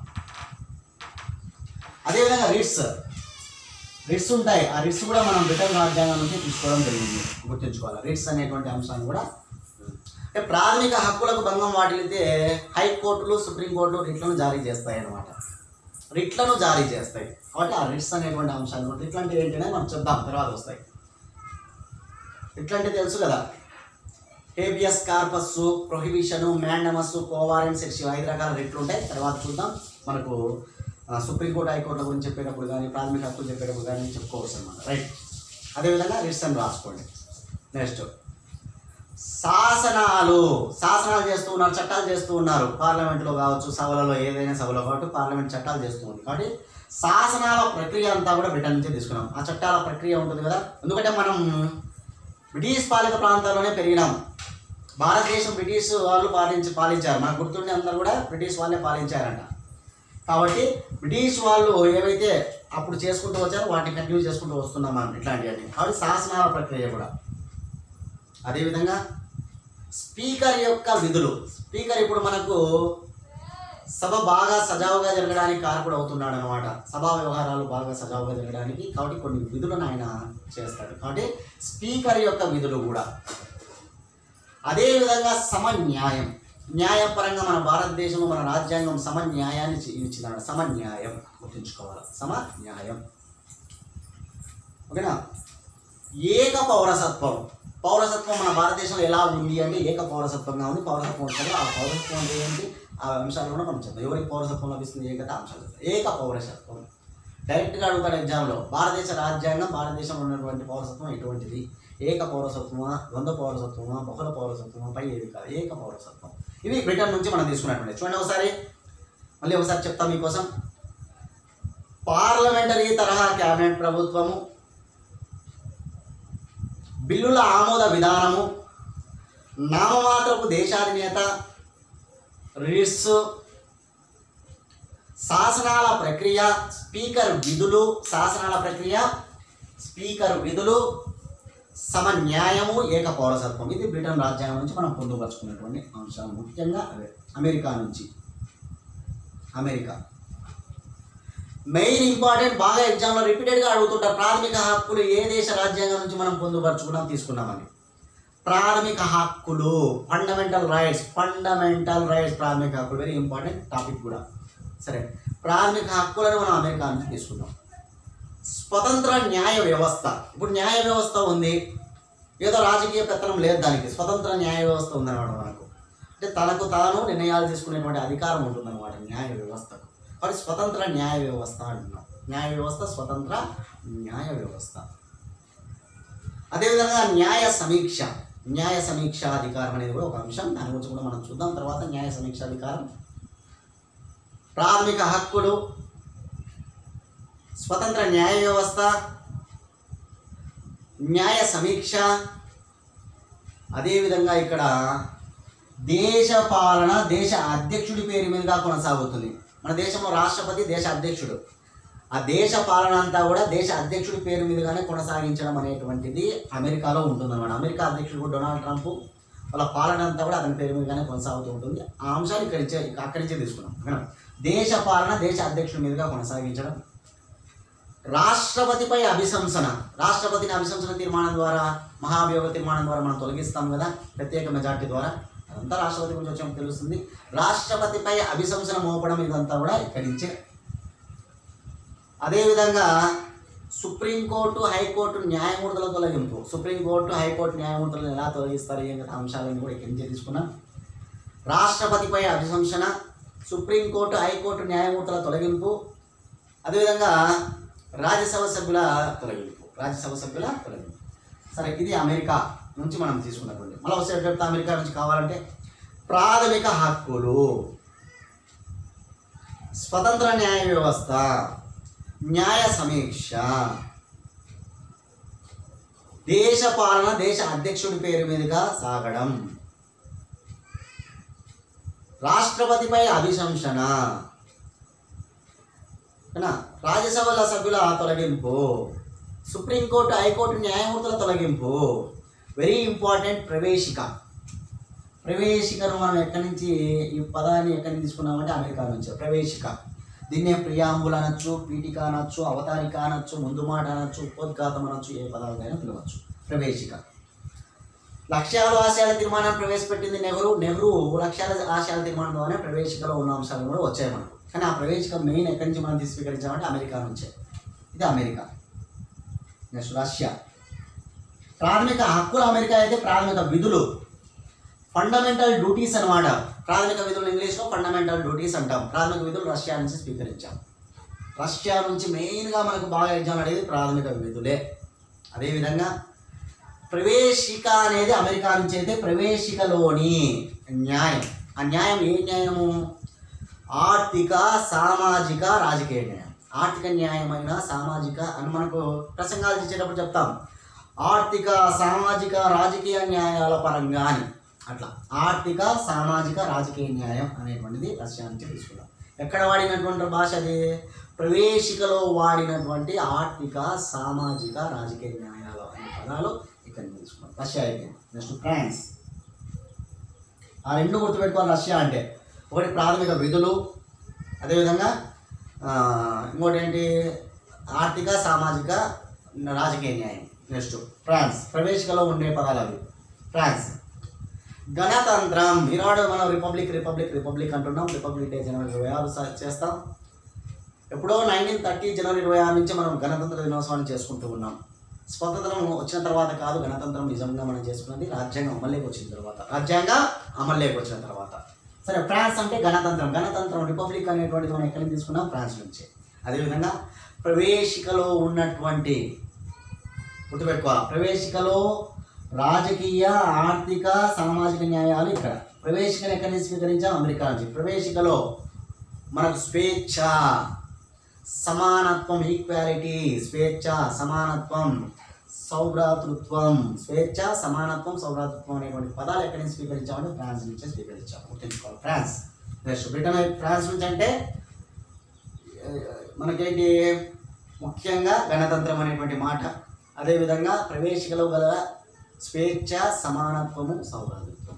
ఓకేనా? లిబర్టీ అంటే స్వేచ్ఛ, సమానత్వం అంటే ఈక్వాలిటీ. Next Ireland.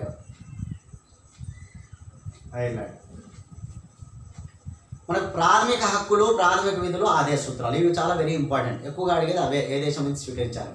ప్రాథమిక హక్కులు అంటే అమెరికా, ప్రాథమిక విధులు అంటే రష్యా, ఆదేశిక సూత్రాలు అని ఉంటుంది ఒక టాపిక్ మన రాజ్యాంగంలో. ఈ ఆదేశిక సూత్రాలు కూడా మనం ఐర్లాండ్ నుంచి స్వీకరించాం. ఆదేశిక సూత్రాలు డైరెక్టివ్ ప్రిన్సిపల్స్ అంటాం ఇంగ్లీష్లో. డైరెక్టివ్లీ ప్రిన్సిపల్స్ ఐర్లాండ్ నుంచి. అదేవిధంగా రాష్ట్రపతిని ఎన్నుకోవడము, రాష్ట్రపతి మనం ఎన్నుకోవడం కదా, ఆ రాష్ట్రపతిని ఎన్నుకోవడం కూడా ఐర్లాండ్ నుంచే. రాష్ట్రపతిపై అభిశంసన అంతా కూడా ఎక్కడొచ్చింది? అమెరికాలో వచ్చింది. రాష్ట్రపతిపై అభిశంసన, అధ్యక్షుడిపై అభిశంసన. అదేవిధంగా ఐర్లాండ్ వచ్చేసి మనకు ఆదేశిక సూత్రాలు, రాష్ట్రపతి ఎన్నిక, రాజ్యసభ సభ్యులకు నామినేట్ చేస్తారు కదా, ఆ విధానం కూడా. రాజ్యసభ సభ్యులను నామినేట్ చేసే విధానం కూడా ఐర్లాండ్ నుంచే. ఆ మూడు రాసుకోండి. ఐర్లాండ్ అంటే ఆదేశిక సూత్రాలు ఒకటి, రాష్ట్రపతి ఎన్నిక విధానం ఒకటి, రాజ్యసభ సభ్యులను నామినేట్ చేయడం ఒకటి అనమాట. ఓకేనా? రైట్. నెక్స్ట్ దక్షిణాఫ్రికా. దక్షిణాఫ్రికా నుంచి మనం తీసుకున్నటువంటిది రాజ్యసభ సభ్యుల ఎన్నిక, రాజ్యాంగ సవరణ విధానం. రాజ్యసభ సభ్యులను ఎన్నుకుంటున్నారు కదా, ఆ ఎన్నిక విధానం కావచ్చు. అదేవిధంగా రాజ్యాంగ సవరణ, అమెండ్మెంట్ అంటాం ఇంగ్లీష్లో. అమెండ్మెంట్ ఒక రాజ్యాంగాన్ని సవరిస్తుంటున్నాం మనం, ఆ రాజ్యాంగ సవరణ విధానం. ఈ రెండు కూడా దక్షిణాఫ్రికా నుంచి నేర్చుకోవాలి. Next Australia. Very important. Australia అంటే ఉమ్మడి జాబితా. మన కేంద్ర జాబితా, రాష్ట్ర జాబితా, ఉమ్మడి జాబితా అని 3 జాబితాలు ఉంటాయి. అందులో ఉమ్మడి జాబితా అనేటువంటిది అంటే కేంద్రం, రాష్ట్రం రెండు కలిసి ఆ జాబితాలో ఉంటాయి. అదే ఉమ్మడి అంటాం. అందుకే ఉమ్మడి జాబితా అనేది ఆస్ట్రేలియా నుంచి తీసుకున్నాం. ప్రవేశికలో వాడిన లాంగ్వేజ్ ఉంది కదా, పీఠిక, ఆ పీఠిక అంతా కూడా ఎక్కడి నుంచే తీసుకున్నాం. పీఠికలో వాడిన భాష చూడండి. ప్రవేశికను ఎక్కడి నుంచి అంటే అమెరికా నుంచి. ప్రవేశికలో ఉన్నటువంటి రాజకీయ, ఆర్థిక, సామాజిక న్యాయాలు వచ్చేసి రష్యా. ప్రవేశికలో ఉన్నటువంటి స్వేచ్ఛ, సమానత్వం, సౌభ్రాతృత్వం ఫ్రాన్స్. ప్రవేశికలో వాడినటువంటి భాష, పీఠికలో వాడినటువంటి భాష ఎక్కడి నుంచి అంటే కనుక ఆస్ట్రేలియా నుంచి. అదేవిధంగా మరొక అంశం కూడా చెప్పుకోవచ్చు. అది మెయిన్ ఆస్ట్రేలియా నుంచి అంటే కనుక అది మనం ఉభయ సభల సంయుక్త సమావేశం. ఇప్పుడు మనకు పార్లమెంట్లో 2 సభలు ఉన్నాయి. ఆ 2 సభలకు బిల్లుల విషయంలో మనకు గొడవలు వచ్చినప్పుడు ఉభయ సభల సంయుక్త సమావేశాన్ని ఏర్పాటు చేసే అధికారం ఉంటుందన్నమాట. ఉభయ సభల సంయుక్త సమావేశాన్ని ఏర్పాటు చేసేది రాష్ట్రపతి. ఉభయ సభల సంయుక్త సమావేశానికి అధ్యక్షత వహించేది స్పీకర్ అనమాట. ఆ ఉభయ సభలను ఏర్పాటు చేసేది రాష్ట్రపతి అయితే దానికి అధ్యక్షత వహించేది స్పీకర్. సరే, ఓవరాల్గా ఉభయ సభల సంయుక్త సమావేశము అనేటువంటిది ఎక్కడి నుంచి స్వీకరించాలి? ఆస్ట్రేలియా నుంచి. అవి 3 రాసుకోండి. ఆస్ట్రేలియా అంటే ఉమ్మడి జాబితా, ఆస్ట్రేలియా అంటే ప్రవేశికలో వాడినటువంటి భాష, ఆస్ట్రేలియా అంటే కనుక ఏంటి? ఉభయ సభల సంయుక్త సమావేశం. నెక్స్ట్ జర్మనీ రాజ్యాంగం నుంచి మనం తీసుకున్నటువంటిది జర్మనీ. న్యాయ సూత్రాలు లా ఫార్ములాస్ అన్నీ ఉంటాయి. అవన్నీ కూడా జర్మనీ నుంచి మనం తీసుకున్నాం. న్యాయ సూత్రాలను చట్టం నిర్ధారించే పద్ధతి ఉంటుంది కదా, ఆ పద్ధతి అంతా కూడా జర్మనీ నుంచి మనం జర్మనీ నుంచే స్వీకరించాం చట్టం. సరే జర్మనీ కాదు, జపాన్ నుంచి రాసుకోండి. న్యాయ సూత్రాలు జపాన్ నుంచే. అదేవిధంగా చట్టం నిర్ధారించే పద్ధతి కూడా మనం జపాన్ నుంచే తీసుకున్నాం. అదేవిధంగా ప్రాథమిక హక్కుల విషయంలో మనకు జాతీయ అత్యవసర పరిస్థితులు వస్తాయి. జాతీయ అత్యవసర పరిస్థితులు వచ్చినప్పుడు, ఎమర్జెన్సీస్ వచ్చినప్పుడు ప్రాథమిక హక్కులను రద్దు చేయడం జరుగుతుంది అన్నమాట. కానీ జీవించే హక్కును రద్దు చేయలేరు అనమాట. ఆ జీవించే హక్కు రద్దు కాకుండా ఉండడం అనేటువంటిది మనం ఎక్కడి నుంచి స్వీకరించామంటే జపాన్ నుంచే స్వీకరించాం. ప్రాథమిక హక్కులలో ఒకటైనటువంటి జీవించే హక్కును రద్దు చేయకుండా ఉండడం అనేటువంటిది జపాన్ నుంచి మనం స్వీకరించాం, గుర్తుంచుకోవాలి. ఓకేనా? రైట్. జపాన్ నుంచి స్వీకరించాం. Next Germany. అత్యవసర పరిస్థితులు. ఇప్పుడు నేషనల్ ఎమర్జెన్సీ అని చెప్పారు.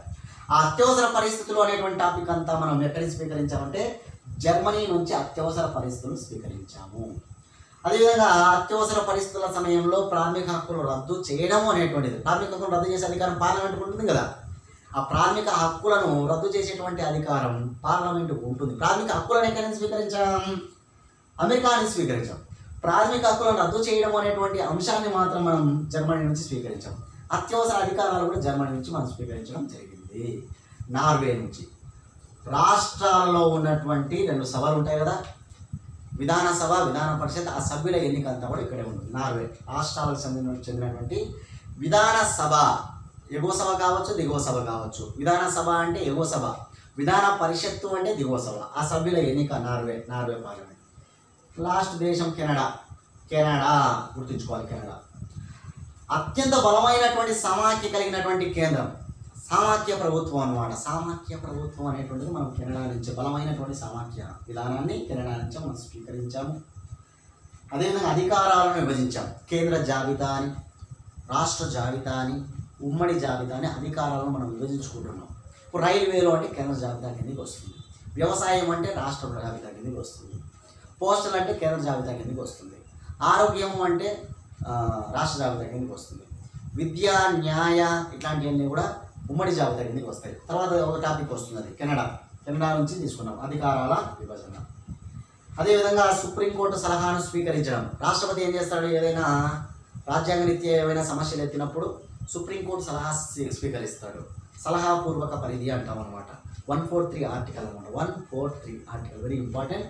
ఆ ఆర్టికల్ అదంతా కూడా కెనడా ప్రభుత్వం నుంచి తీసుకున్నాం.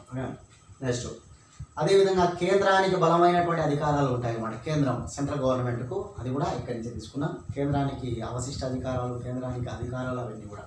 నెక్స్ట్ గవర్నర్ నియామకం. గవర్నర్ యొక్క నియామకాలన్నీ కూడా ఇక్కడి నుంచి తీసుకున్నాం. గవర్నర్ యొక్క నియామకాలు ఇట్లా మనకు ఎక్కడి నుంచి ఎక్కడికి తీసుకు సాధారణంగా నేర్చుకోవాలి. మనకు మళ్ళీ టాపిక్స్లో కూడా వస్తాయి, ఎక్కడి నుంచి ఏమేమి తీసుకున్నాం అనేటువంటి అంశాలు కూడా వస్తాయి. ఒక 4 ఇక్కడ పడేస్తాడు, ఒక 4 దేశాలు అక్కడ పడేస్తాడు, జతపరచమంటాడు. సరి కానిదేదని ఒక అంశము, ఒక దేశము, ఒక అంశము, ఒక దేశము, ఒక తప్పు అంశము, ఒక దేశము, ఒకటి అట్లా 3 సరిగా ఇచ్చి ఒకటి సరిగా ఇయ్యడు. డైరెక్ట్గా అడగచ్చు అనమాట. లేకుంటే ప్రాథమిక హక్కులు ఏ దేశం నుంచి స్వీకరించాం? అమెరికా. ప్రాథమిక విధులు రష్యా. ఆదేశ సూత్రాలు ఐర్లాండ్.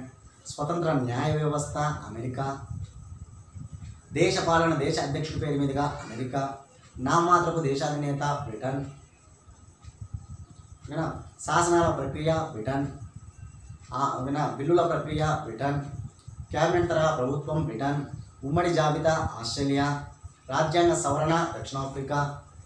పీఠికలో పీఠిక వచ్చేసి మెయిన్ పీఠిక వచ్చేసి అమెరికా. పీఠికలో వాడిన భాష ఆస్ట్రేలియా. పీఠికలో స్వేచ్ఛ, సమానత్వం, సౌభ్రాతత్వం ఉన్నాయి కదా, అవి ఫ్రాన్సు. పీఠికలో ఆర్థిక న్యాయము, సామాజిక న్యాయం, రాజకీయ న్యాయం ఉన్నాయి కదా, అవి రష్యా. ఇట్లా ఏదైనా అడగచ్చు అంశం వాళ్ళు డైరెక్ట్గా. చాలాసార్లు అన్ని రకాల ఎగ్జామ్లు అడుగుతూ ఉంటారు. ఈ ఎగ్జామ్ ఆ ఎగ్జామ్ లేదు, ఏ ఎగ్జామ్లో అయినా ఇవి అడిగే అవకాశం ఉంటుంది అన్నమాట. ఎక్కువగా మనం ఏ చట్టం నుంచి పొందుపరుచుకున్నామంటే అంశాలన్నింటి కూడా 1935 భారత ప్రభుత్వ చట్టంలో ఉన్నటువంటి మక్కీగా చెప్తారన్నమాట. నకిలీ కాపీగా చెప్తారు మన రాజ్యాంగాన్ని. 1935 చట్టానికి అన్ని అంశాలను పొందుపరుచుకున్నాం. దాదాపు 3/4%, 75% పైగానే మనం అంశాలన్నీ కూడా స్వీకరించి మనం రాజ్యాంగాన్ని తయారు చేసుకున్నాం. 1935 భారత ప్రభుత్వ చట్టం. రైట్.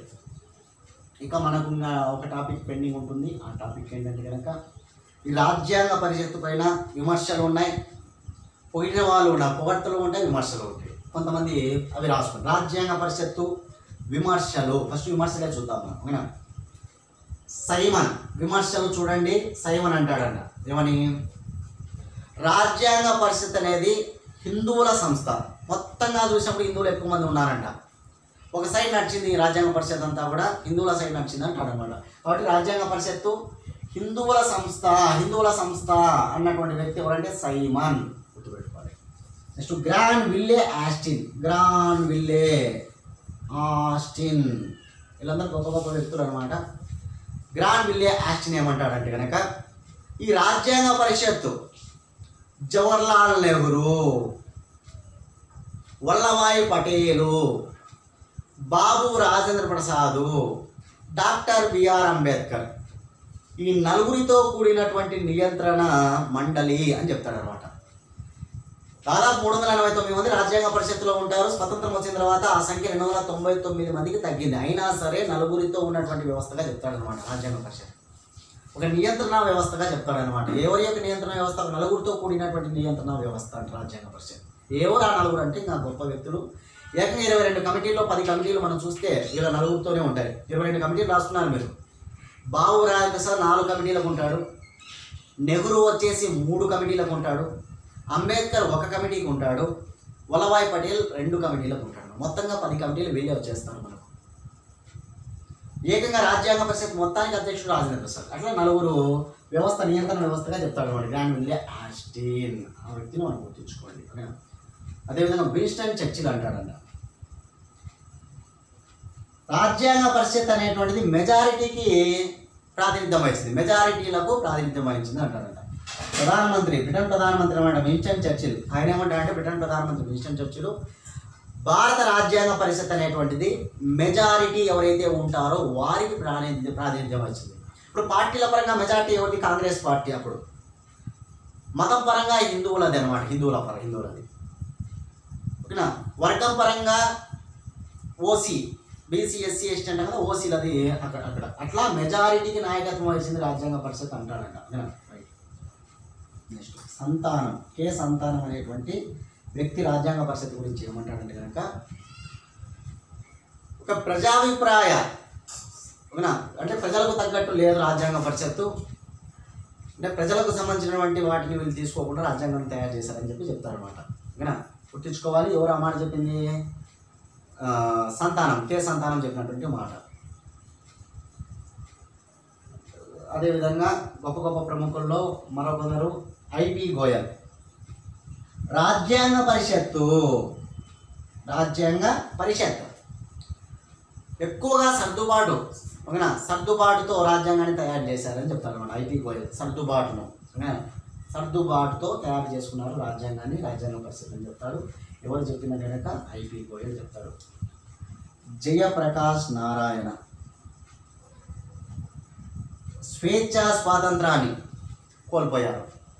రాజ్యాంగ పరిషత్ వల్ల ప్రజలు ఏం చేశారంటే స్వేచ్ఛా స్వాతంత్రాన్ని కోల్పోయినట్టుగా చెప్తాడు జయప్రకాష్ నారాయణ. లోక్ సత్తా జయప్రకాష్ నారాయణ అనమాట. ప్రజలే ప్రభువులు అంటాడు జయప్రకాష్ నారాయణ. ప్రజలు అనేటువంటి వాళ్ళు స్వాతంత్రాన్ని కోల్పోయినారు. స్వేచ్ఛా స్వాతంత్రాన్ని కోల్పోయినట్టుగా ఎవరు చెప్పారు? జయప్రకాష్ నారాయణ చెప్పాడు. ఐపి గోయల్ ఏమన్నాడంట? సర్దుబాటుతో మొత్తం రాజ్యాంగాన్ని పూర్తి చేసినట్టు చెప్పాడు. సంతానం, ప్రజలకు సంబంధించి నిర్ణయాలు లేవు. విన్స్టన్ చర్చిల్ మెజారిటీకే ప్రాతినిధ్యం వహించింది. గ్రాన్విల్లే ఆస్టిన్ నలుగురితో కూడి నియంత్రణ వ్యవస్థ ఉంది రాజ్యాంగ పరిషత్తులో. సైమన్ హిందువుల సంస్థగా ఆయన చెప్పడం జరుగుతుంది అన్నమాట. ఇవి విమర్శలుగా మనం భావించవచ్చు. నెక్స్ట్ ఇకపోతే చాలా వెరీ ఇంపార్టెంట్గా హెగ్డే, అదేవిధంగా Nehru, BR Ambedkar, next HV Kamath, Granville Austin, sir Ivor Jennings.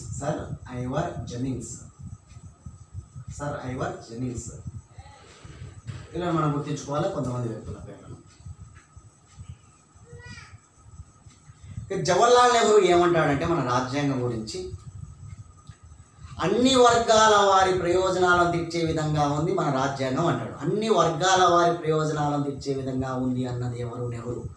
రాజ్యాంగం అనేటువంటిది అన్ని వర్గాల ప్రయోజనాలను తీర్చే విధంగా ఉంది అంటాడు నెహ్రూ. అన్ని వర్గాల ప్రయోజనాలను తీర్చే విధంగా ఉంది అంటాడు ఎవరు? నెహ్రూ. డాక్టర్ బిఆర్ అంబేద్కర్ మన రాజ్యాంగం గురించి ఒక 2 మాటలు ఇంపార్టెంట్గా గుర్తుంచుకోవాలి. ప్రపంచంలోని అనేక దేశాల రాజ్యాంగాలను కొల్లగొట్టి రాజ్యాంగాన్ని తయారు చేశారు అని ఎవరైనా అన్నట్లయితే, అంతే కదా, ప్రపంచంలో అనేక దేశాల నుంచి వాటిని తీసుకొని తయారు చేసుకున్నారు. అలా ప్రపంచంలోని అనేక రాజ్యాంగాలను కొల్లగొట్టి రాజ్యాంగాన్ని తయారు చేశారని ఎవరైనా అన్నట్లయితే నేను దానికి గర్వపడతాను. ఎందుకంటే మంచి ఎక్కడ ఉన్నా దాన్ని స్వీకరించాలి, మంచి ఎక్కడ ఉన్నా దాన్ని స్వీకరించాలి అంటాడు బిఆర్ అంబేద్కర్. ఇంకొక మాట కూడా రాసుకోండి బిఆర్ అంబేద్కర్ గురించి. రానున్న రోజుల్లో అంటే తర్వాత రోజుల్లో రాజ్యాంగం విఫలమైతే అది రాజ్యాంగం తప్పు కాదు. రాజ్యాంగం విఫలమైంది అనుకుందాం, అది రాజ్యాంగం తప్పు కాదు, ఆ చట్టాలు అమలు చేసే వారిదే తప్పు అంటాడు అనమాట. ఆ చట్టాలు అమలు చేసేటువంటి ఉంటుంది కదా, ఇప్పుడైతే బీజేపీ వాళ్ళు చేస్తున్నారు అనమాట, వారిదే తప్పు అవుతుంది అంటాడు అనమాట. గుర్తుంచుకోవాలి. ఎవరనేది బిఆర్ అంబేద్కర్. ఐరావతంతో పోల్చాడు, అతి పెద్దదనమాట ఏనుగు, ఏనుగుతో పోల్చాడు అనమాట. భారత రాజ్యాంగాన్ని ఐరావతంతో పోల్చినటువంటి వ్యక్తి HP Kamath. H P Kamath. Granville Austin. Granville Austin ఏమని చెప్తాడు వినా? గ్రాన్విల్లే ఆస్టిన్ మన భారతదేశ రాజ్యాంగాన్ని ఏమంటాడంటే కనుక అత్యంత గొప్ప విస్తృతమైనటువంటిది సుదీర్ఘమైనది అంటాడు. విస్తృతమైనది సుదీర్ఘమైనది అంటాడు. ఎవరు? Granville Austin. Sir Ivor Jennings.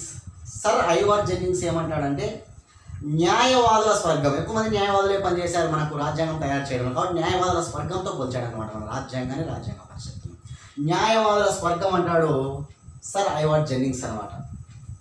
అతుకుల బొంత అని కూడా అంటాడు గ్రాన్విల్లే ఆస్టిన్. అతుకుల బొంత, ఒక బొంతను తయారు చేయాలంటే ఎన్నో అతుకులు వేయాలన్నమాట. అట్లా మన రాజ్యాంగాన్ని తయారు చేసుకోవడం మనం ఏం చేసామంటే అనేక దేశ రాజ్యాంగాల నుంచి సంగ్రహించుకొని రాజ్యాంగాన్ని తయారు చేసుకోవడం జరిగింది. అందుకే అతుకుల బొంతగా చెప్తారనమాట గ్రాన్విల్లే ఆస్టిన్. మన దేశ రాజ్యాంగాన్ని అతుకుల బొంత అన్నది ఎవరు? Granville Austin. న్యాయవాదుల స్వర్గం అన్నది ఎవరు? Sir Ivor Jennings. విస్తృతమైనది అన్నది దీర్ఘమైనది సర్ ఐవర్ జెన్నింగ్సే. ఐరావతంతో పోల్చిన వాడు హెచ్పి కామత్. ఓకేనా? రాజ్యాంగం రానున్న రోజులు విఫలమైతే అది రాజ్యాంగం తప్పు కాదు, చట్టం అమలు చేసే వారిదే తప్పు అంటాడు బిఆర్ అంబేద్కర్.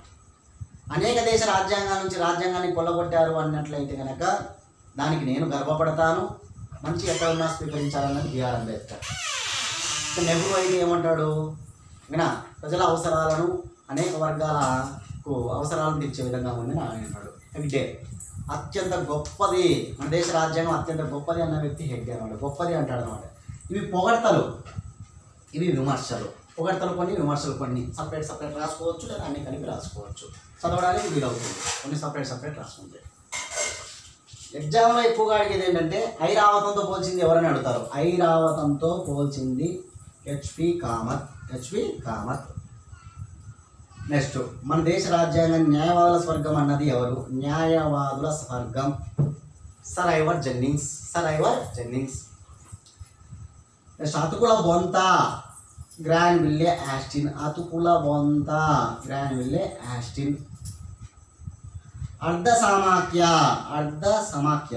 అర్ధ సమాఖ్యగా అభివర్ణిస్తారనమాట మన దేశ రాజ్యాంగాన్ని. ఎవరు అంటే కనుక కేసీ వేర్. KC wear. అర్ధ సమాఖ్య చాలా ఇంపార్టెంట్. అర్ధ సమాఖ్య అన్నది ఎవరు? సర్దుబాటు సమాఖ్య అన్నది ఎవరు? సహకార సమాఖ్య అన్నది ఎవరు? ఇట్లా అడుగుతారు అన్నమాట. సహకార సమాఖ్య అన్నది ఆర్డి బెనర్జీ. సహకార సమాఖ్య. నెక్స్ట్ సర్దుబాటు ఐపి గోయల్. ఆల్రెడీ చెప్పాము ఇవన్నీ కూడా కొన్ని.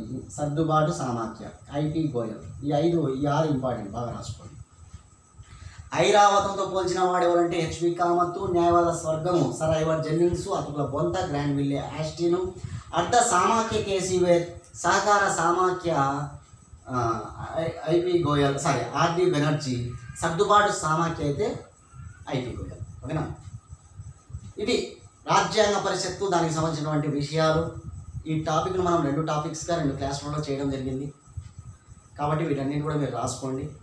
మీరు దీనికి సంబంధించి ఎగ్జామ్ పేపర్ పీడిఎఫ్ కావాలనుకుంటే, ఎగ్జామ్ రాయాలనుకుంటే ఎవరైనా కామెంట్ రూపంలో మీ ఫోన్ నెంబర్ అందించినట్లయితే మేము గ్రూప్లో యాడ్ చేసి మీకు ఎగ్జామ్ కండక్ట్ చేయడం జరుగుతుంది. దాన్ని కూడా మీరు సద్వినియోగం చేసుకోవచ్చు. ఓకే ఫ్రెండ్స్, నెక్స్ట్ క్లాస్లో మళ్ళీ కలుద్దాం.